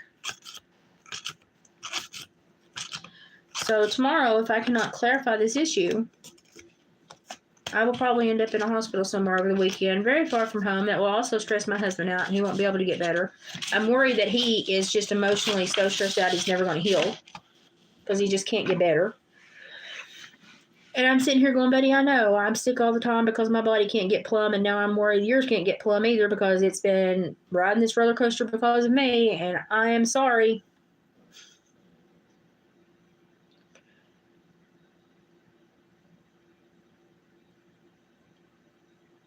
If our government had a theme song, and I hate Taylor Swift, like I hate her with a passion. That woman has made millions off of being a dumbass and not being able to have compatible relationships and being a vulgar viper vixen after the relationship ends. I don't approve of any of Taylor Swift's behavior. Let me first and foremost say that.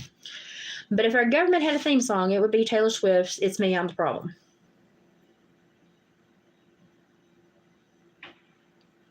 Did you hear that shot? They're shooting again.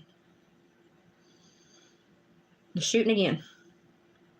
Now, this is podunk, but I know that bullet goes 1,200 feet per second, and she's not nowhere near far enough away for me to be shooting a weapon of that caliber.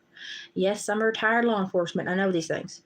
So it's like, should you really be discharging your weapon this close to somebody else? I mean, yeah, we have trees and stuff between us, but bullets. Unless you're doing hollow points that expand and on impact, that thing's going to ricochet and go everywhere. Did I flinch? No, I don't flinch at gunshots. It just makes me mad because it's 10:15 at goddamn night and go to bed. Put your methamphetamines down and go to bed. I know you're living the high life and you think you're at Bora Bora on a vacation in an Airbnb, but you're not.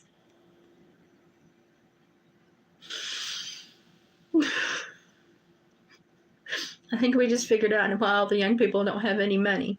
Maybe they're not going to Bora Bora. Maybe they're just taking acid trips to Bora Bora. I live in Podunk. It's nothing to hear gunshots. It's when they keep ringing and I'm like, what, did you miss 15 times, or are you just being belligerent? Because I will fire back. And the thing is, I've had to call dispatch 1,500 times because there have been bullets stray through and like ping up here.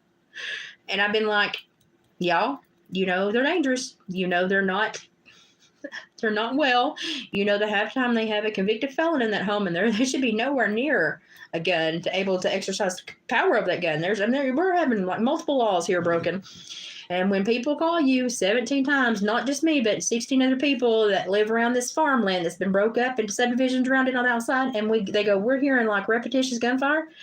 When they call 17 times and you knock on the door, nobody answers, and you go, well, I guess nothing's wrong. No, you're supposed to call the judge and say, we've had 17 calls about gunfires at this residence. We know there's a male and female that live here, but we're getting no response. It could be a domestic. It could have been a murder-suicide. We need an order to go in and check the situation. But what do the local cops say? Well, it's harder than that, Elizabeth. Oh, bull crap. I had a badge for a long time. It's not freaking, you call the judge and go, Your Honor, we got a problem. This is when then he's going to go, oh my God, yes, here's a search warrant. You go in and see what's going on at that house. Because there could be people laying in there dead. They didn't answer their door. Are you Jehovah's Witness? No, you're the police. You don't just knock. You do your job. Nothing against Jehovah's Witness. I have a lot of friends who are Jehovah's Witness. But it's just like, come on, people. Actually, I think the Jehovah's Witness probably have bigger balls than my police department. They will at least knock on any door they want to knock on. Props to you. Oh, God.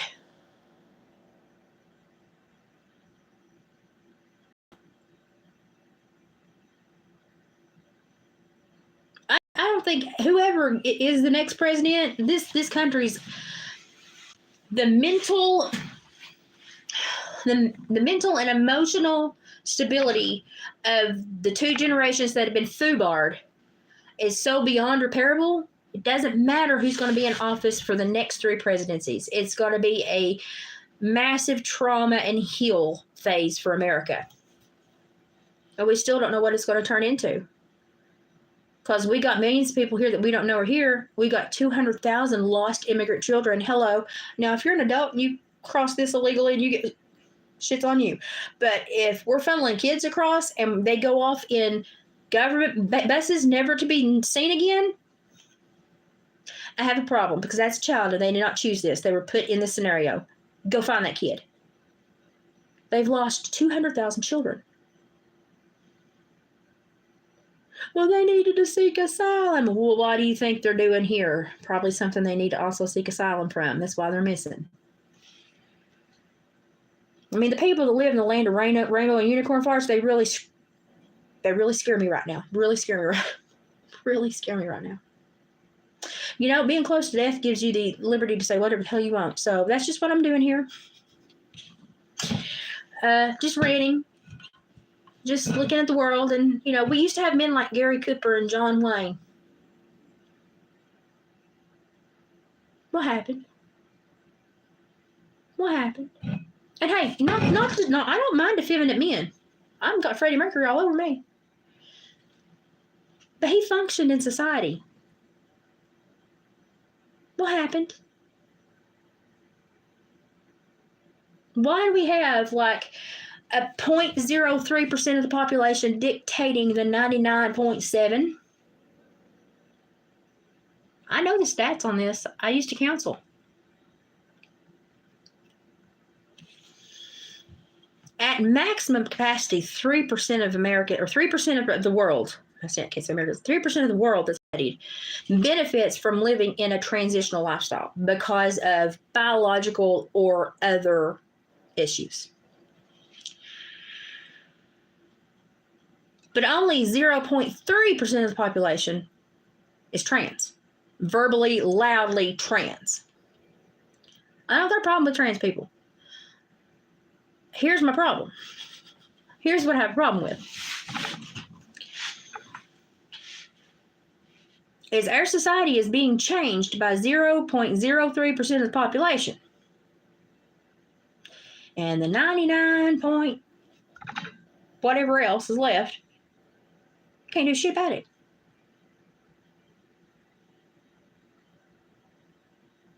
We're supposed to be compassionate, have empathy and sympathy, show that person love, embrace them. Okay, I got no problem doing that. But when they're in a store going, it's ma'am, sir. Okay. Okay, well, if you didn't look like a Viking fixing to go pillage the next county over, I would probably have called you ma'am. Sometimes we need to come in and set boundaries because we may confuse others. And my confusion at your fictional land of Lodibar in your brain, I can't jump in there and live with you. You have to tell me your parameters. But now I have to go through the world worried about everybody else's parameters, and all of mine don't exist anymore. So what are we doing? We're creating PTSD for the people that ain't got shit wrong with them so that we can cater to the people that got shit wrong with them, but we can't tell them they got shit wrong with them. And they took it out of the DSM-B because it might hurt them if they know they have shit wrong with them. And we can't fix them. We got to call them. But you normal people, you shut the hell up. You go to work. Okay, I used to have people that had gender dysphoria. Let me tell you why I think all of this is a bold-faced lie that's going on, especially on TikTok and all these people that's trying to get all this wealth and fame. Because no one that I ever counseled that had gender dysphoria wanted to step out and say, "Hi, I have gender dysphoria." They wanted to blend into society and live as normal a life as possible. They didn't want to be a billboard. They wanted to assimilate and function and to not be stared at, to not stand out, to feel like part of the herd. What do we have now? Everybody's got to be in their own little paddocks and have their own little space and their own little litter box because now we're cats and we shit in them. Y'all, when you start taking diagnostic materials and coding out of the diagnostic manual because you don't want to make people feel bad for being mentally ill, you have rendered any kind of function psychology can have to benefit people irrelevant. Because if I can't tell you that you have something you need to work on, how do you begin a progress of altering behavior that is not productive? Because you're being told everything's productive.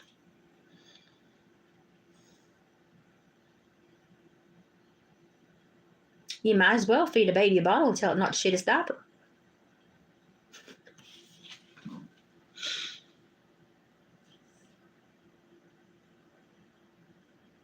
Honestly, think about it for 5 minutes.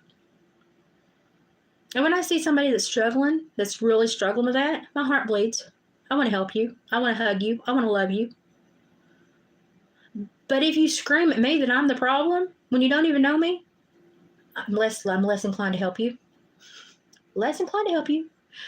And when you want me to listen to all your woes, but you don't want to understand how my world works, less inclined to want to help you. But we don't share society anymore. We are dictated and manipulated by what's on trend. And that's not right. Because when 0.03% of the population is dictating the other, that is a non-functioning society. With a whole lot of people feeling mishandled, misrepresented, and lied to. Now, how do you think that's going to end? How do people that feel mishandled and lied to react after a while? Not well. So while the people that are mentally more a little sturdy are sitting over here going, "This is a bunch of shit," we can do that for about 10 years, but then we're going to become the mentally ill people that are going to start doing stupid things to try to correct the issue, because you see how correcting the other issue worked out so well.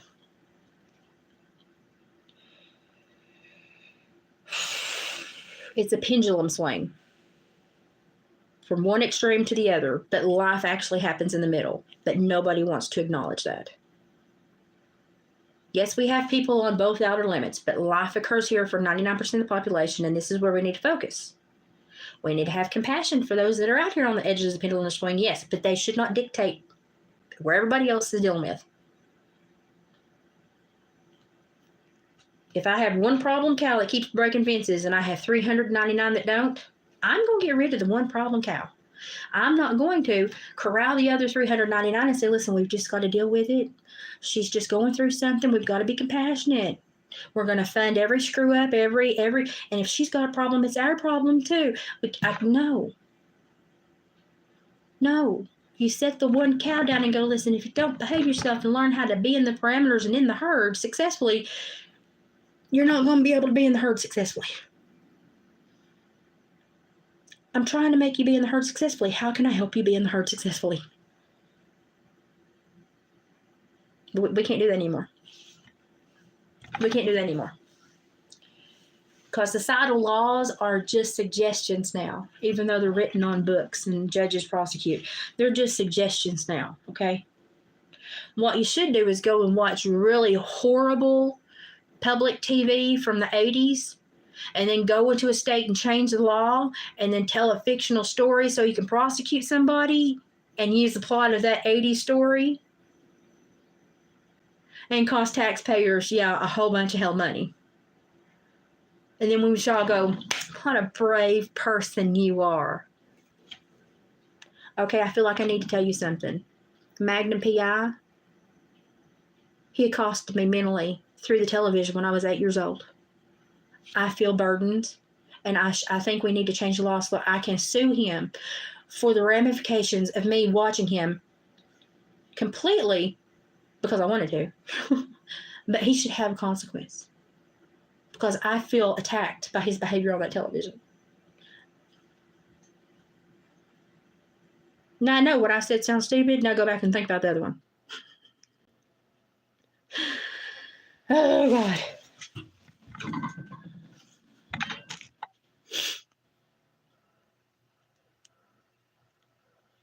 Yeah, there are times that I support people that are getting gender surgery. I have a bonus child that is transitioned. But let me tell you, as someone who used to, master's in psychology here, used to handle these people in clinical settings, here's what I always told them.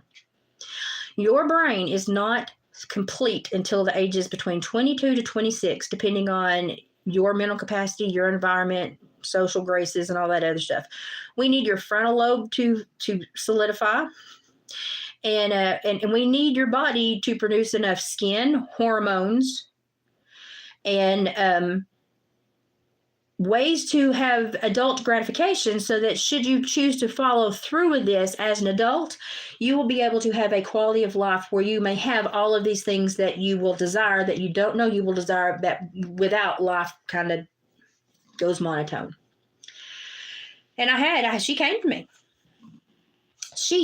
me. She said, I feel more like a boy. And I said, okay, let's talk about it. Grew up with all brothers, tomboy all our life. I said, okay, I'm here. Let's talk about this. She had a girlfriend, long-term relationship. They now have 3 children, by the way. And she said, well, I don't know what to do. I said, well, here's what I would tell you because I love you. And I want you to have a long and happy life. You are just fixing to turn 18. I said, you're not yet an adult. Your body is not done growing. Your brain is not done growing. Let your body mature. Handle these impulses and these thoughts you're having with a clinician in a professional setting. Work with them and follow the most careful and critical path to create this change if you want to create this change. But do it after your brain is grown and your body is grown. Because without the chemicals and the skin and the hormones, life's going to suck later. And I said, I want you to be happy. I don't want you to be happy now. I want you to be happy for the next 50 years. I'm thinking about the next 50 years. Till you are laying in your grave, I want you to be happy. And it's going to take me telling you something today that's not going to make you too happy. But you're 17 and you don't understand that because you don't understand how hormones and chemicals work. Do you know that if you stop puberty and you put a blocker or you start a different hormone, you arrest the growth of the brain, just like drug use? You stop the formation of necessary tissues for sexual gratification in adult relationships that they're going to pursue at later years in their life.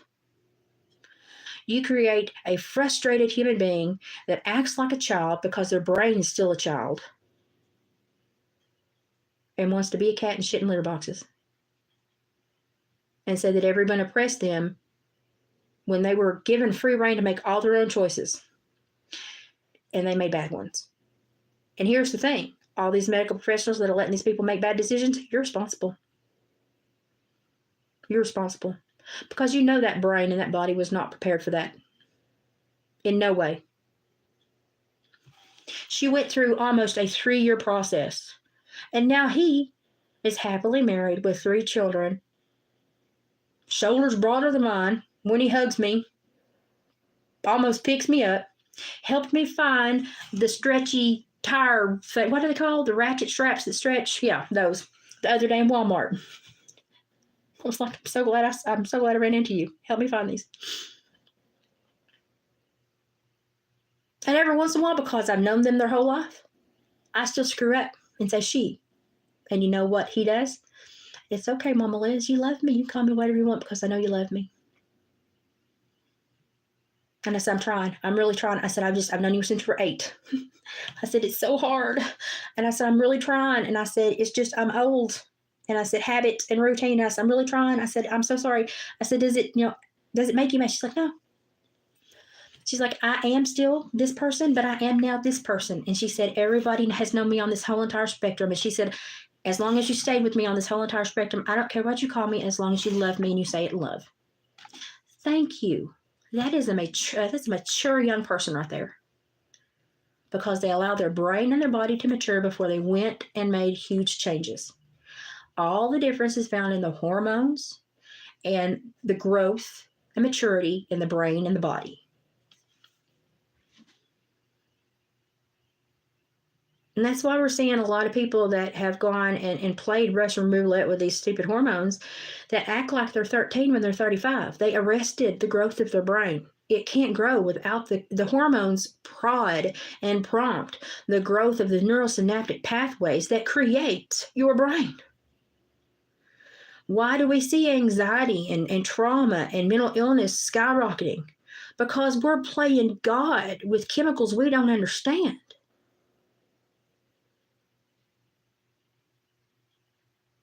And we think if we let a 14-year-old mutilate their body and upend their hormonal and chemical and neurological growth, that they're going to be happy with that? But we want them to feel good now. Okay, well, that's nice. I want them to feel good for the next 65 years.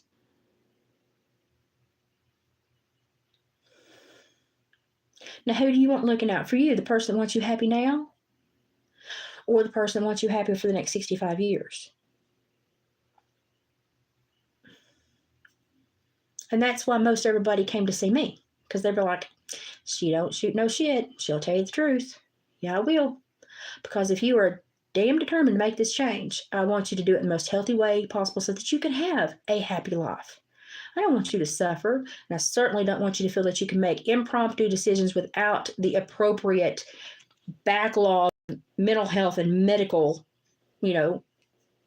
knowledge to just jump into something and screw your next 60 years up. I know. I want you to be a happy person long term. Everybody's like, but I want equality. Well, that's a pipe dream, because everybody's equality is in regard to their reality, and everybody's reality is different. So everybody's equality is different. So it's never going to happen. But quality, we can manage the quality that everybody has in their life by making sure that we look at quality decisions and quality lives and do things that we know that are going to be best for that person to have a long-term successful life. But I can't jump in your brain and live in your fictional world and make it apply to everyone else. It doesn't occur. It doesn't happen. We got to come together in this Venn diagram and function in this little spot where we all have to get along. How do you get here and be a productive member of society without screwing yourself up? This is where we're going. How do you have a happy life where you have a good job, you feel fulfilled in your relationships and your career, and when you look back on life when you're in your golden years, you say, dang, I made all the best decisions possible. Instead of, shoot, they didn't tell me enough and I made an ill-informed decision.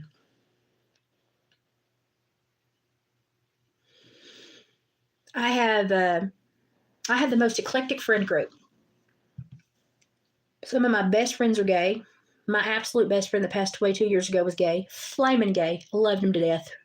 I said, you're the best girlfriend I've ever had. He said, you're the best boyfriend I've ever had, because I'm a big bitch woman, okay? Even though I'm married to a very big bitch man, I'm a big bitch woman, okay? I got a brass set. I drag him. But we would joke. I loved him. He brought such sparkle to my life that I have yet to find again. I miss him so much. I'll cry. If I talk about it, I'll cry. Love him. I don't care what he did behind closed doors with people. That's your private business. You function in society. You treat me well. We share interest. You make me laugh. You don't disrespect me. We're good. We're good. I don't care. I don't care. Fingers, toes, orifice. I don't care. It's in your house. If you're not breaking the law, I'm cool. I've got a very large gay friend circle. I've got a very large, well, pretty. I've got several trans friends. Some that have come back and said, you were right. I went in this too quick and I'm having issues. Yep. I really hate that for you because I really care about you and I don't want you there. How can I help? Do you need to talk? And then I've got some that did it successfully and they're doing awesome. They're doing great. And I'm like, you rock it. You did this the right way. Okay.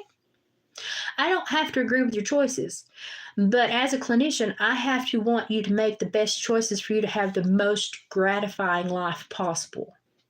Because if I send you down a spiral, knowing it's a negative, influential, bad decision, I should have a consequence. But there are no consequences. Not anymore. Look at me. I'm sitting here with black eyes where my brain swelled. I love everybody, even people I don't know enough to say I want everyone to have a good life. So even if I don't know them, I would say, please let your brain and your body form so that should you choose to make this chemical transition, this chemical, hormonal, and physical transition, your body will be capable of doing so and still having a long, happy, functioning life.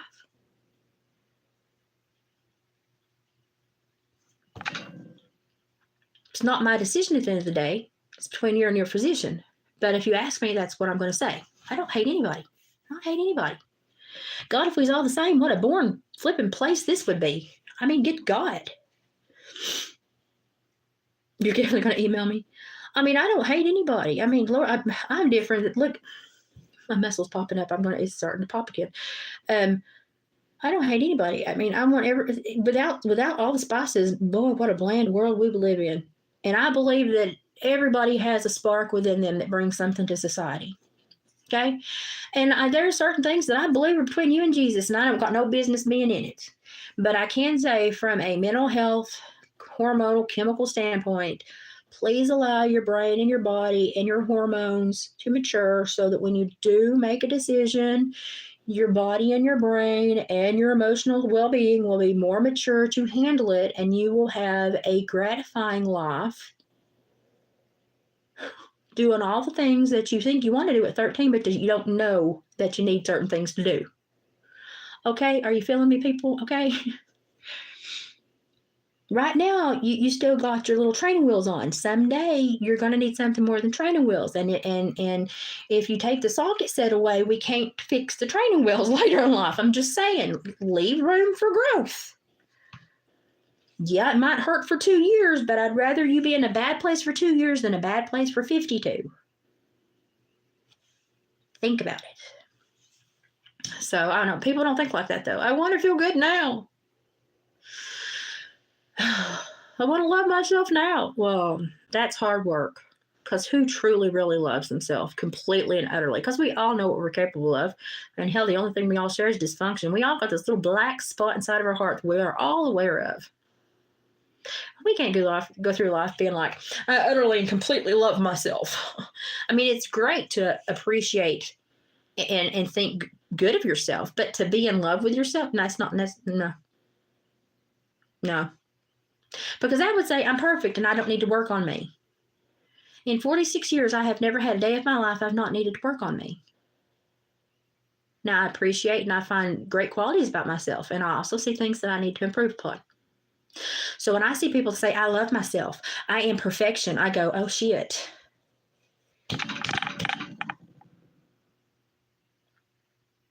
You know 3 people and they all lied to you. I mean, that's literally how I feel. I feel bad for them.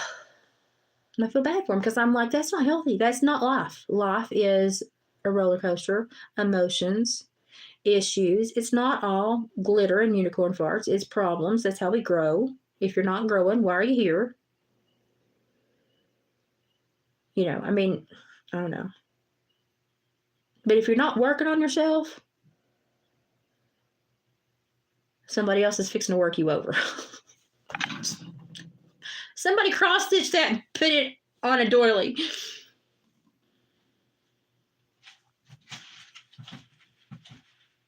No, you don't have to be perfect to be able to be loved. But if you are in love with yourself and you go through life saying, I am perfect, I love everything about myself, you're lying to yourself.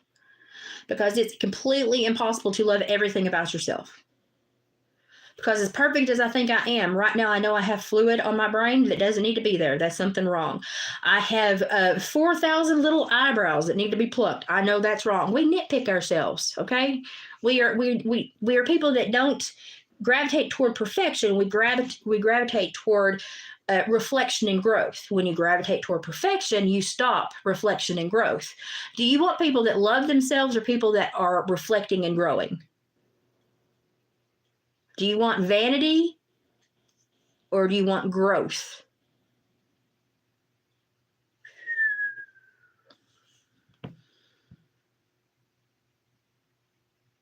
Because when you're complacent, you're useless to yourself and everybody else.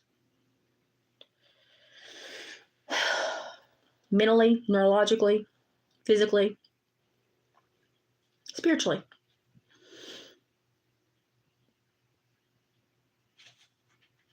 I mean, I love myself too, but I can also say I got shit I got to work on. I love who I am. I have great qualities, but I got shit I got to work on. And I'm not going to stand in front of somebody else and say, you're a piece of shit and I am perfection. And that's what we're seeing happen in society right now. And it's really screwing up our kids. It's really screwing up our kids who are having moments of reflection and thought and self-awareness. But they're taught, I'm supposed to love myself. So I'm shutting these thoughts down. I'm not going to deal with them. I'm not going to deal with them. I'm perfect. I'm perfect. I'm perfect. And then they get to about 16 and now I go, oh shit, I'm not perfect. And I've not worked on this for 16 years. No, I'm screwed. That's what's happening. So yes, let your children take it in increments to learn to work on themselves, to reflect, to see things that they may love, they may not like, and to change them and work on them. But understand they're children and they don't need to be making huge decisions until their brains and hormones and chemical panels are fully mature. Set them up for success, not up for 5 minutes of fame. And it's hard to hear. It's hard for people to hear because they want to feel good now. They want to have positivity now. We're so destination addicted. But when I get this done, I'll be happy. But when I get this job, it'll be great. When I marry this person, it'll be perfect. No. We have to look here now and say, okay, this is my goal. So here I am. These are the steps I take to get here. These are problems that may arise. This is options how I can take care of them. And this is my 5-year plan. We do nothing in haste, especially if it's going to neurosynaptically fuck you up. Be kind to people.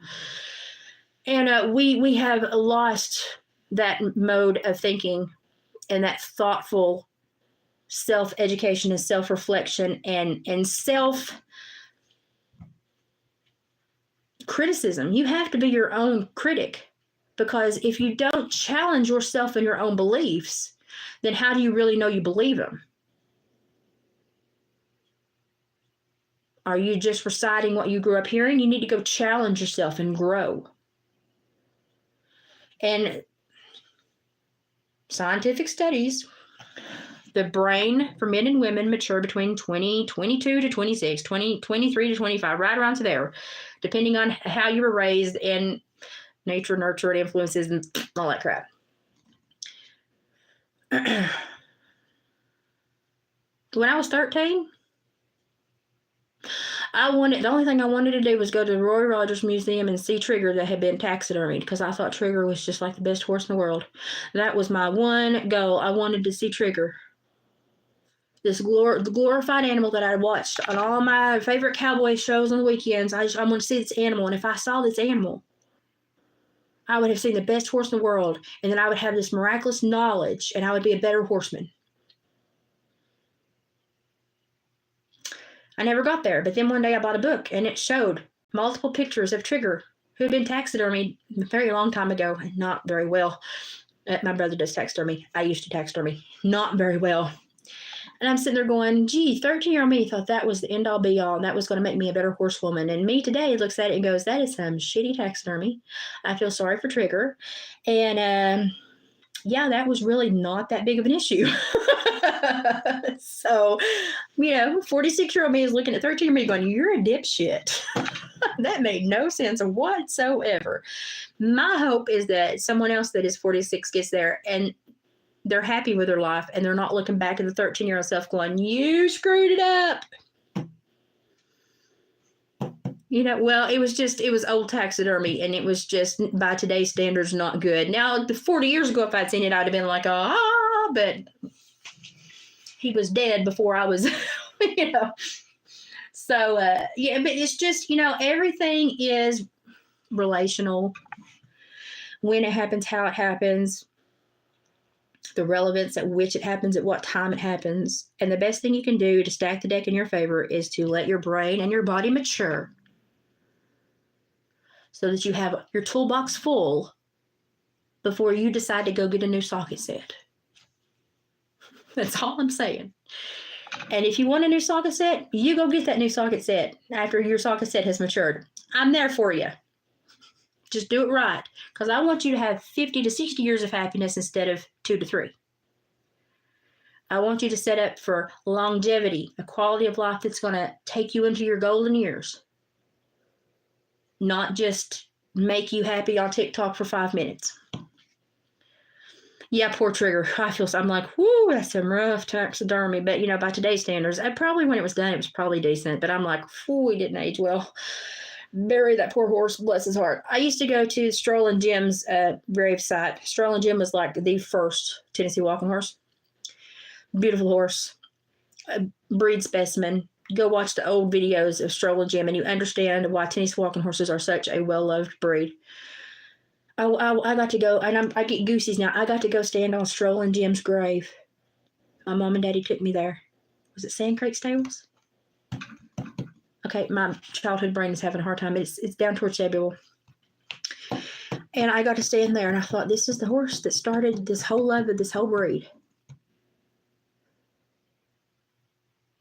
And I thought, wow, I am like 10 feet away from like the horse that started it all. And I had like a wow moment. Like if I was standing outside the door at Garden Lodge looking at the Garden Lodge sticker, I'd be like, wow, this is where it all occurred, right here. Like it's a big moment in my life. I have yet to see, with the time that I was working with youth in state's custody, a child have an experience like that, have a dream, have a goal, have a hero, have a heroine, have someone they looked up to, have an idea of what they wanted life to be, understand anything outside of their little room or their little social circle. And I had such a huge, I went to lecture classes with my mother when she was going to college, but I also worked at the horse barn with Dad, and I traveled to other barns when he shot. I heard voices and opinions, love, hate, irrational thoughts, solid thoughts. I heard it all. And I'm so glad I did. Because I learned very young that, hey, we're all freaking different. But that don't mean we're all wrong. It just means we're freaking different. And some people may not have much smarts here, but they got some smarts there. And I'm going to put a whole bunch of people that are real different in my friend circle, because I'm going to need all that knowledge. Because I don't want everybody to be like me. That leaves me with huge blind spots, because I don't know everything. I need me some friends that know shit I don't know. I need people who will cover my butt. So I have a very eclectic friend group, because I learned at a very young age, people in lecture halls are smart, but them boys at the horse barns are pretty daggum shifty too. Yes, you can talk about all these great philosophers, but can you hotshot that golf cart? There are, life has many things you need to know, and you can't learn it from just like one category of people. And I just feel like our society is being turned into one category of people. And it's not a healthy one. And it scares the heck out of me. And I see children that are struggling because they're told, love yourself. You are perfection. Love yourself. But you also need to look at your kid and go, it's okay to be critical of yourself. That's how we grow as individuals. If you feel bad about something you did today, talk to yourself about it. Talk to me. How would you rather have handled that? A big phrase in my house was, and a better way to have said that might have been. So when my kids come home and they sass me, I would go, and a better way to have said that might have been, and they would give me another option. I'd be like, okay, now we can talk about it. Because you have to learn how to speak to other people, because we meet here, not in our own heads. We have to meld to function as a society. So we have to all come together. We can't come together if our heads are up our own hind ends and we're perfect and we don't have to change shit. Like if y'all have followed me for 4 years or so on this platform, you've heard me change stances on a lot of things and bring a lot of awareness and have a lot of questions and ask for y'all for a lot of feedback because I don't know everything. But I have a master's in psychology and I do know the brain. I do know the growth patterns. I do know how it forms. And I do know how we're screwing people up by stopping the formation and arresting the growth. And I see society having huge drawbacks from it because people need to mature. Their brains need to mature. Their chemicals and hormones need to mature. And then they can create a cocktail and augment. But they need that full body maturity to be able to have a quality life. Otherwise, everybody's going to have the Jazz Jennings story, which is horrific. That poor child. Like my heart goes out to her. That poor child. Turned into a billboard. A public persona. Made to be the Joan of Arc for everybody. To champion everybody's causes. Feeling like you carry the weight of everyone that might possibly be like you. And then you have to brave this new world and take these risks. No, honey, you were a kid. You should have grown up. And you should have been loved for however you wanted to dress, however you wanted to act, whatever. You do you, boo. And grow up. And when your brain matured and your chemicals and hormones were mature and you had a full frontal lobe maturity, then we make those decisions to augment our bodies. Then you've got enough logic to, well, most people have enough logic to make those decisions with medical reinforcement. She's now living in a world where she was transitioned so young and her hormones were stopped so young that it arrested her body so young that she's trapped basically in the body of a 13-year-old and will never have an adult gratifying relationship.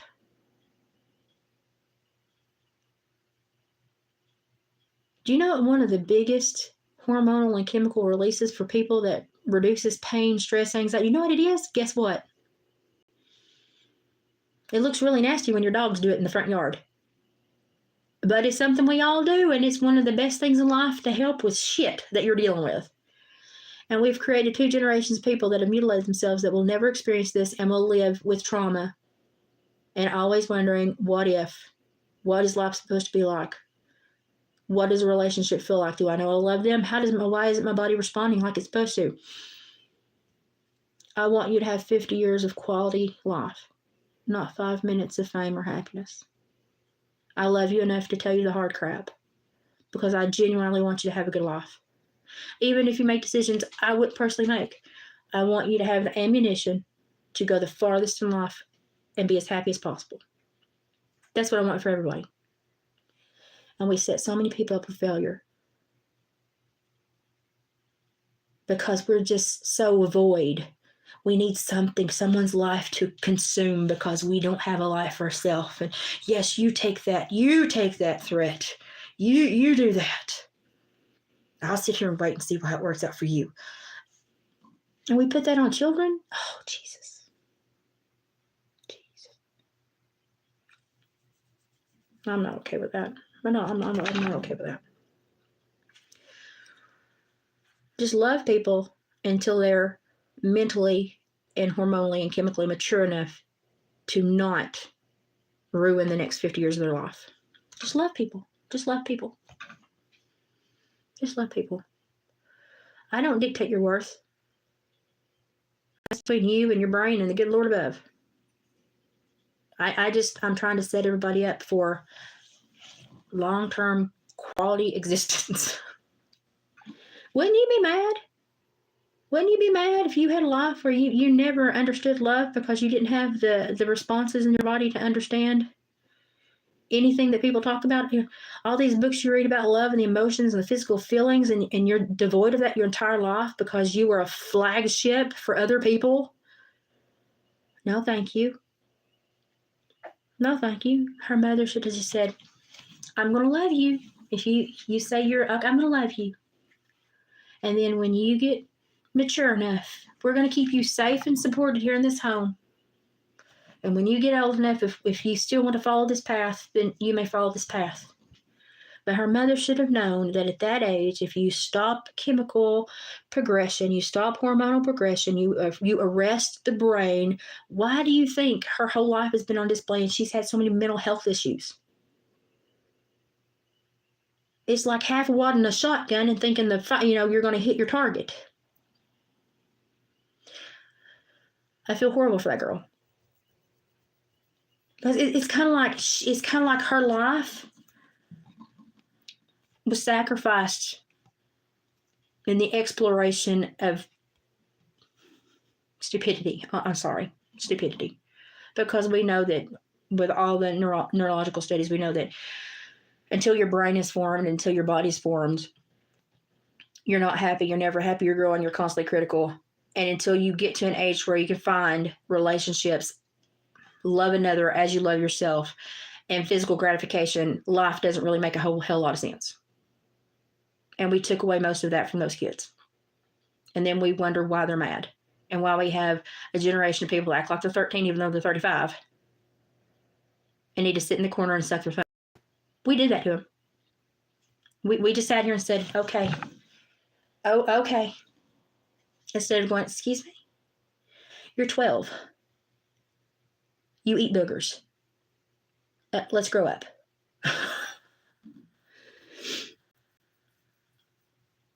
Yes, July, yes. And I sit here, and as I went through school and I learned all this, I thought, how could doctors and physicians watch other doctors and physicians do this? I feel really bad. I don't know, but I take people on an individual basis. And if I don't like you, then okay, you're not going to be in my circle. It's not that I may not agree with your motives or your behavior. It may not be anything about gender or anything. It may just be your turd. You know, it may just be you stick your nose up and your chin up and you're just too good for everybody. I don't like that. I like for my friends to be just as simple as I am, but smart. But they don't think they're, crap don't stink. I had a contractor in here to look at this bathroom that we've got to have a bathroom remodel because we had a huge leak, and oh God, let's not even that's a whole nother problem. And he was talking to David about the remodel, and it was the first day I was really home and really able to kind of function. And he said, yeah, but we really need to ask your wife because wives normally cause the crap after get your wife in here.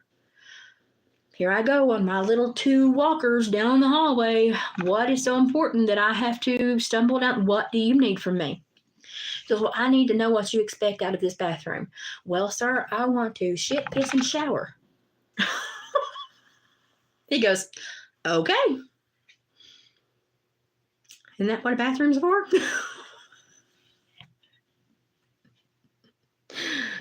Oh, and sometimes we get lost in the details. And I think society, we got lost in the details. Sometimes we just need to be goal-oriented and realize that the goal is to have a long-term happy life. And it may mean we wade through a little bit of shit now, but we get on the mountaintop later. I mean, that's kind of everybody's life, isn't it? Isn't it? But kids think they're supposed to grow up and be loved and appreciated, and they're never wrong. And at 24, you're supposed to own a home, a $50,000 down payment on a Tesla, and go to Bora Bora in Puerto Rico for your bridesmaids. No. Live in the real world. We're setting you up for failure by having these unrealistic expectations. Social media could have made us all so smart and intelligent, and all it did was make us all hate each other and jealous little rats that are trying to get the cheese. Is your cheese worth it? I need to shut up.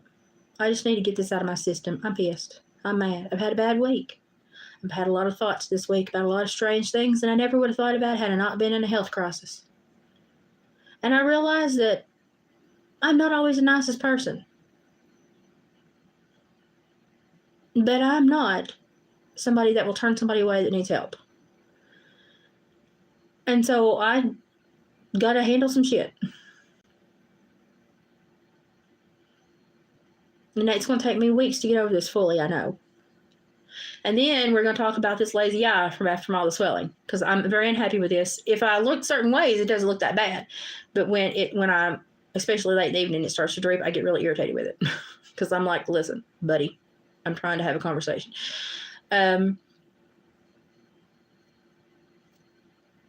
No, I just sit here and I see that we're catering to a 0.03%, and I've got a swollen brain and I can't even get the medicine I need. But I could get hormone blockers, transition, and a mastectomy in 2 weeks. But it's going to take a couple, 3 weeks to get that prior authorization for the medicine to keep your brain from swelling. Okay, honey? Okay. I'll work on it. Sure you will.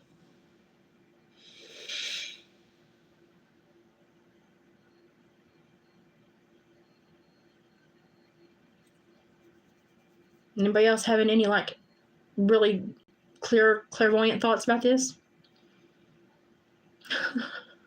It's like a drug competition. It absolutely is, because that's where the money is. Let me tell you something I learned in law enforcement.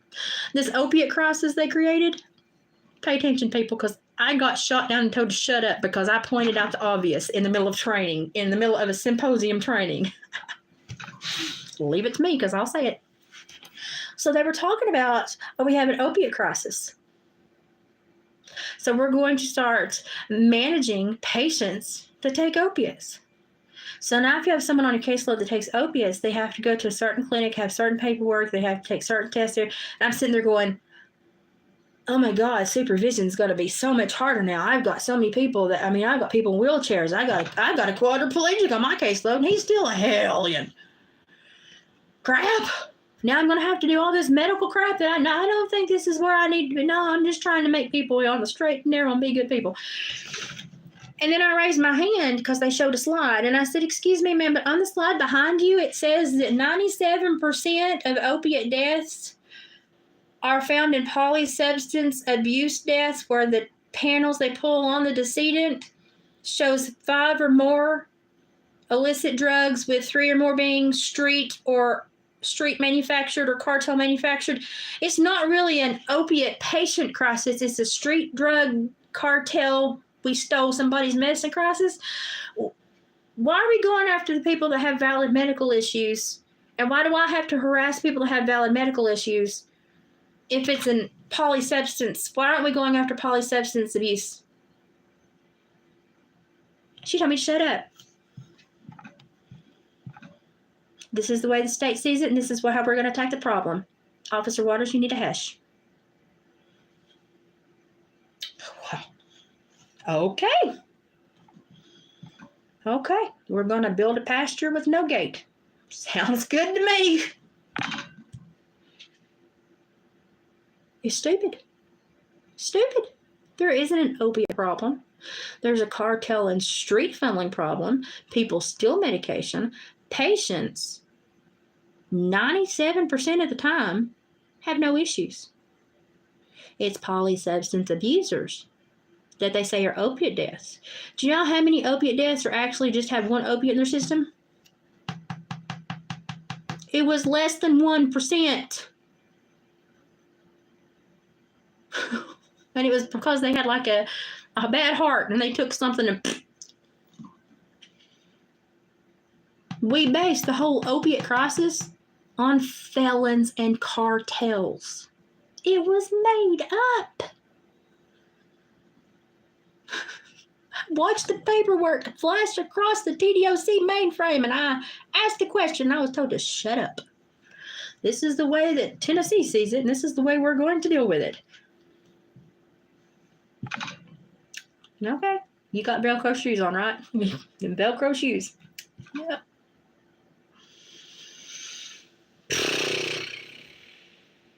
That's like saying we're going to learn more about cats by studying cows.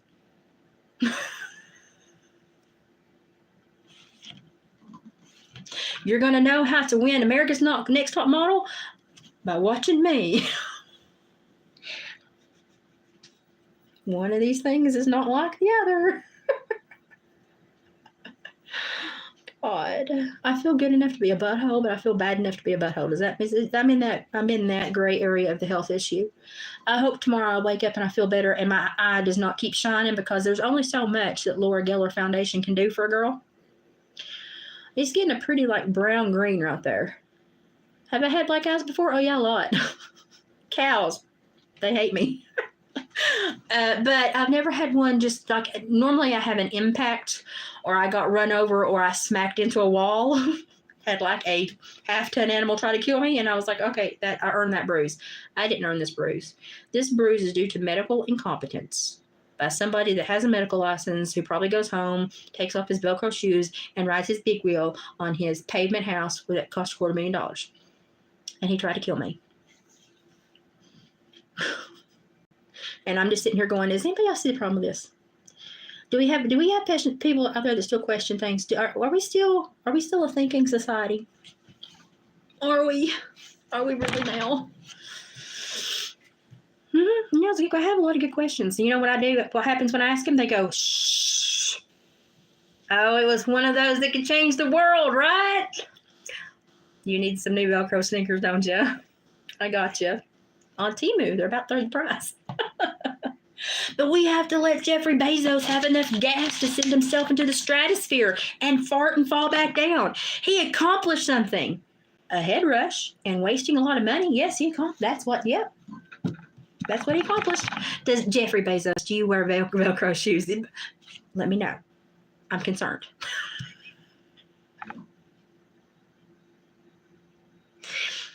I don't care, people. They've tried to kill me this week. I don't care what I say, y'all. I don't care. I am up late. I'm waiting for David to come home. I'm going to have to shut up. But I just had a lot I needed to filter through. And, you know, you can learn a lot by what I'm going through this week. People are crap. Watch out for Velcro shoes. Politicians are not voted in. They're paid for. Parmesan is not cocaine. And international whores is a oxymoron, because that's a crime.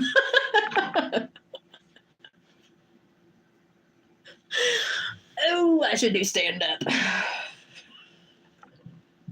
I should just supervise murderers. I've seen strata of society that exist. Let me tell you what. I would trust half my caseload before I would the management and the politicians in this nation. As I said, I would trust a well-trained ferret to take care of me medically right now, as opposed to every doctor I've seen this week. So somebody call the Beastmaster and tell him Odo and Podo need to come take care of me right now. Stat. If you're old, you get that joke. David is still sick, and it's because he's emotionally taxed, and I'm trying to just suck it up. That where I keep getting the black eye from where the pressure, he's freaking out, and I'm like, honey, you know, I really do feel better. I'm getting mad, so we all know I'm feeling better.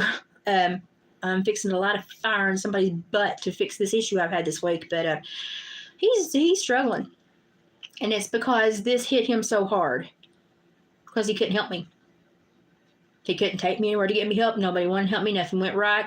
He literally come home one night, leaned against the door and cried. That's a 6 foot, 260-pound man. How do you make that man cry?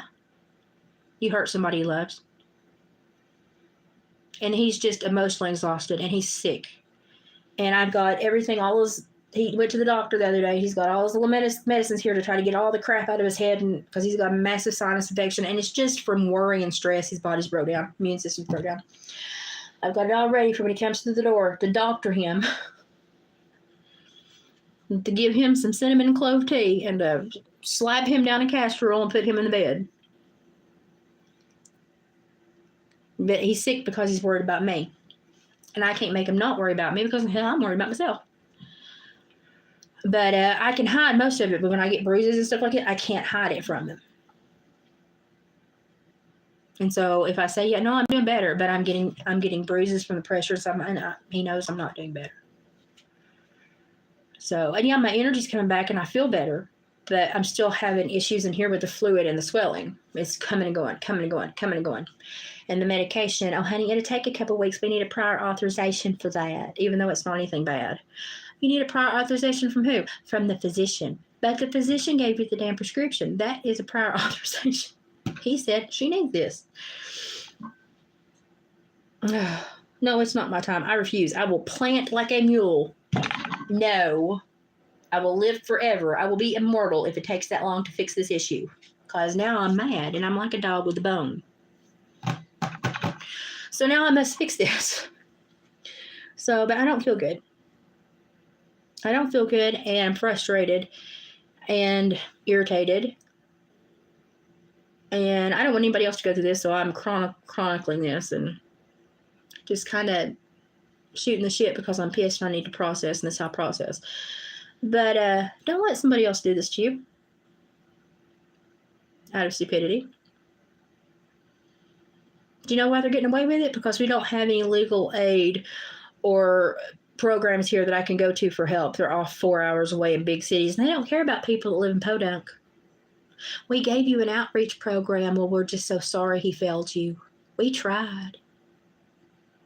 Oh, is that what we tell people now? The black castor oil is from a Jamaican plant-based castor oil, and it's much stronger. It's cold pressed, so it's much more stronger. It's much more pure plant. It's got the chemical and proteins of the plant still in it, and it's just stronger. Like, I had never tried black castor oil until Temu came around, because black castor oil, you couldn't buy it in most places. You had to order it. It was flipping expensive. So I just bought the castor oil at the local Walgreens or Walmart or pharmacy, which is still good. And what I do is I just get a panty lighter or a pad and I pour the castor oil in it and I stick it on whatever's swollen. But with the Jamaican, you can actually, you don't have to have a carrier oil for it. You can put it directly on your skin. You don't have to dilute it. Now, and with regular edible castor oil, you don't have to either. But some stuff that are tinctures, you have to dilute. But this one, you don't. I put it all over my face and on my mastoid bones and down my throat and onto my chest to pull that fluid. And I have to change my pillowcase every morning, which is, I think it's the only reason I'm still kicking right now, is that black castor oil. It pulls inflammation, it pulls fluid, it fights. It used to be the miracle thing until medicine became based in I forgot this word the other day, petroleum, until they made medicine petroleum based, because the family with the most money said we could put the medicines in petroleum and we can make 3 times as much money. And then they changed homeopathic stuff to salve based stuff, and everything had petroleum in it, and that family got really rich, and then it didn't do crap for us because petroleum is not really good for you, honestly, in a lot of ways.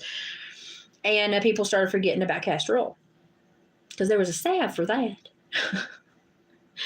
And but castor oil is just a great way to pull stuff out of you. It's great. Now, but if you do the edible that you drink, a teaspoon or 2, stay close to a bathroom because it will clean you out. But back in the day, research me. Don't take this with a grain of salt. I'm not a medical professional, but back in the day, if you read about how they treated people, they would soak rags in castor oil, and women that had tumors, they would bind them, and it would shrink the tumor, like ovarian cysts and stuff. It used to be an apothecary staple, and now nobody uses anymore. Well, my great grandma did, so I'm going to, go read about it. But now, yeah, there's different kinds of castor. There's castor from plants, and then there's castor from a beaver's gland. And, there's different kind of castors. Study them all. Know the difference. Do your homework. Did you know that women's lipstick has castor from beaver's glands in it, and bat guano, saltpeter? So women, when you put on your Revlon, you really do put on the shit.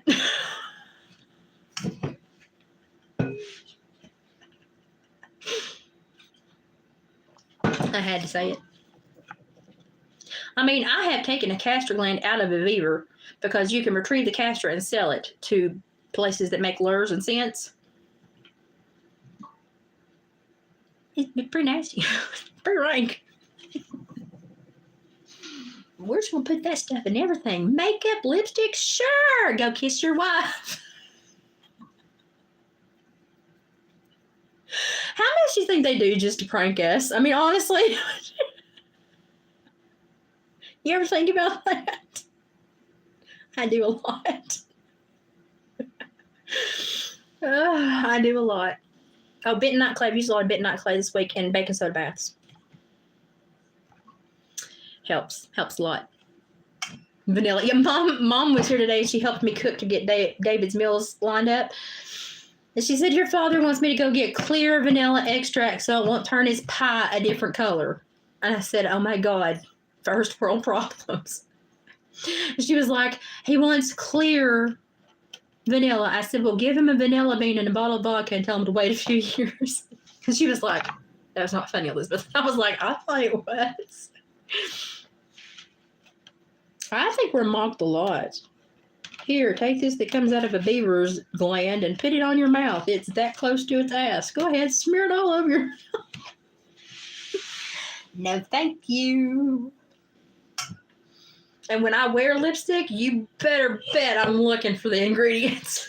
Because now, I mean, I know. Because this guy would pay for it. I was like, why do you want this? And he's like, oh, I put it in makeup and cosmetics. And I was like, ew. Ew. And then I had to go read about everything. And I found out that they put petroleum, mostly it's petroleum and everything, bat guano, saltpeter, castor. I mean, it's just women, your cosmetics. Yeah, they're au naturel, let me tell you. Somewhere, somebody's putting a tube of lipstick on that I pulled the castor gland out of that beaver to give to that person.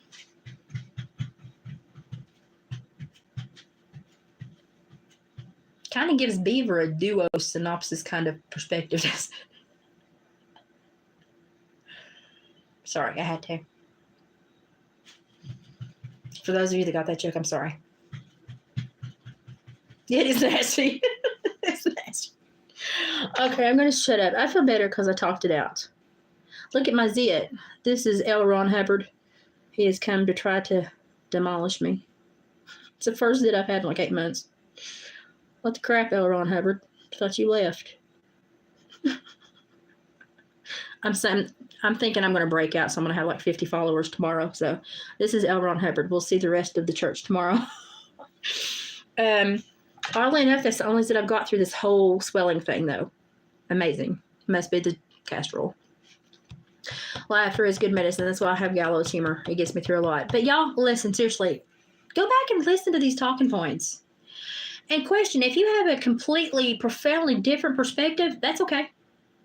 Did you look at 4 other perspectives before you landed on yours? Okay, then you've not well researched, or you don't fully understand your perspective until you've countered your own and been your own devil's advocate. Look at things from other people's eyes. I wish no one ill will, but I won't blow smoke up their butt and help them ruin their life.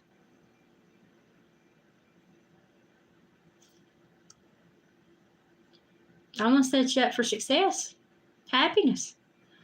And it might take a little bit, a pinch of salt, and a spoonful of sugar to make the medicine go down for a couple of years, because you might not want to hear what I have to say, because I'm not going to tell you what you want to hear. I'm going to tell you what the truth is, medically and neurologically, because I'm trained. Isn't it funny how no one that supports or runs these programs of support is a trained psychologist? Shit. But yet psychologists are pushing drugs. But all the support groups are ran by just normal people. Where's the blame going to fall on that one? Toy and costs. Where's it gonna land? Whose head's on the block after that one? Nobody critical thinks anymore. My brain has been swollen, and I've still critically thought this week. So, yay for me. But anyway, I just needed to bitch and moan. It helps. It's called processing. You ever do this? If you don't, you should do it. It's called processing. Normally, you do it with your friends.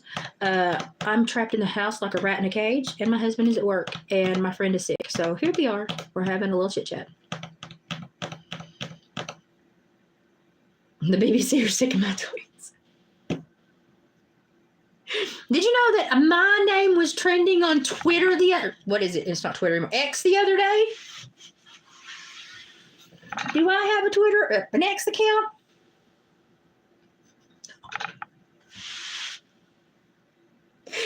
Nope. Do I want one? No. God, that is the manure spreader of society. We just sling shit everywhere. I don't want to be on a platform. No. But yeah, I was trending on it the other day, and I was like, I had somebody message me, tell me that. I was like, what the hell did I say?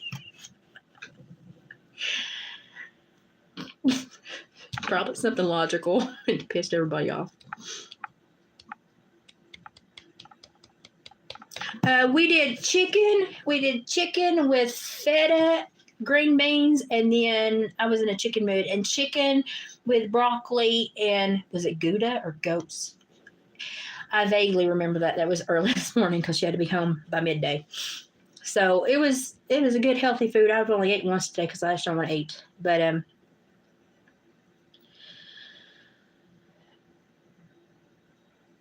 got to get that first tweet comment tired.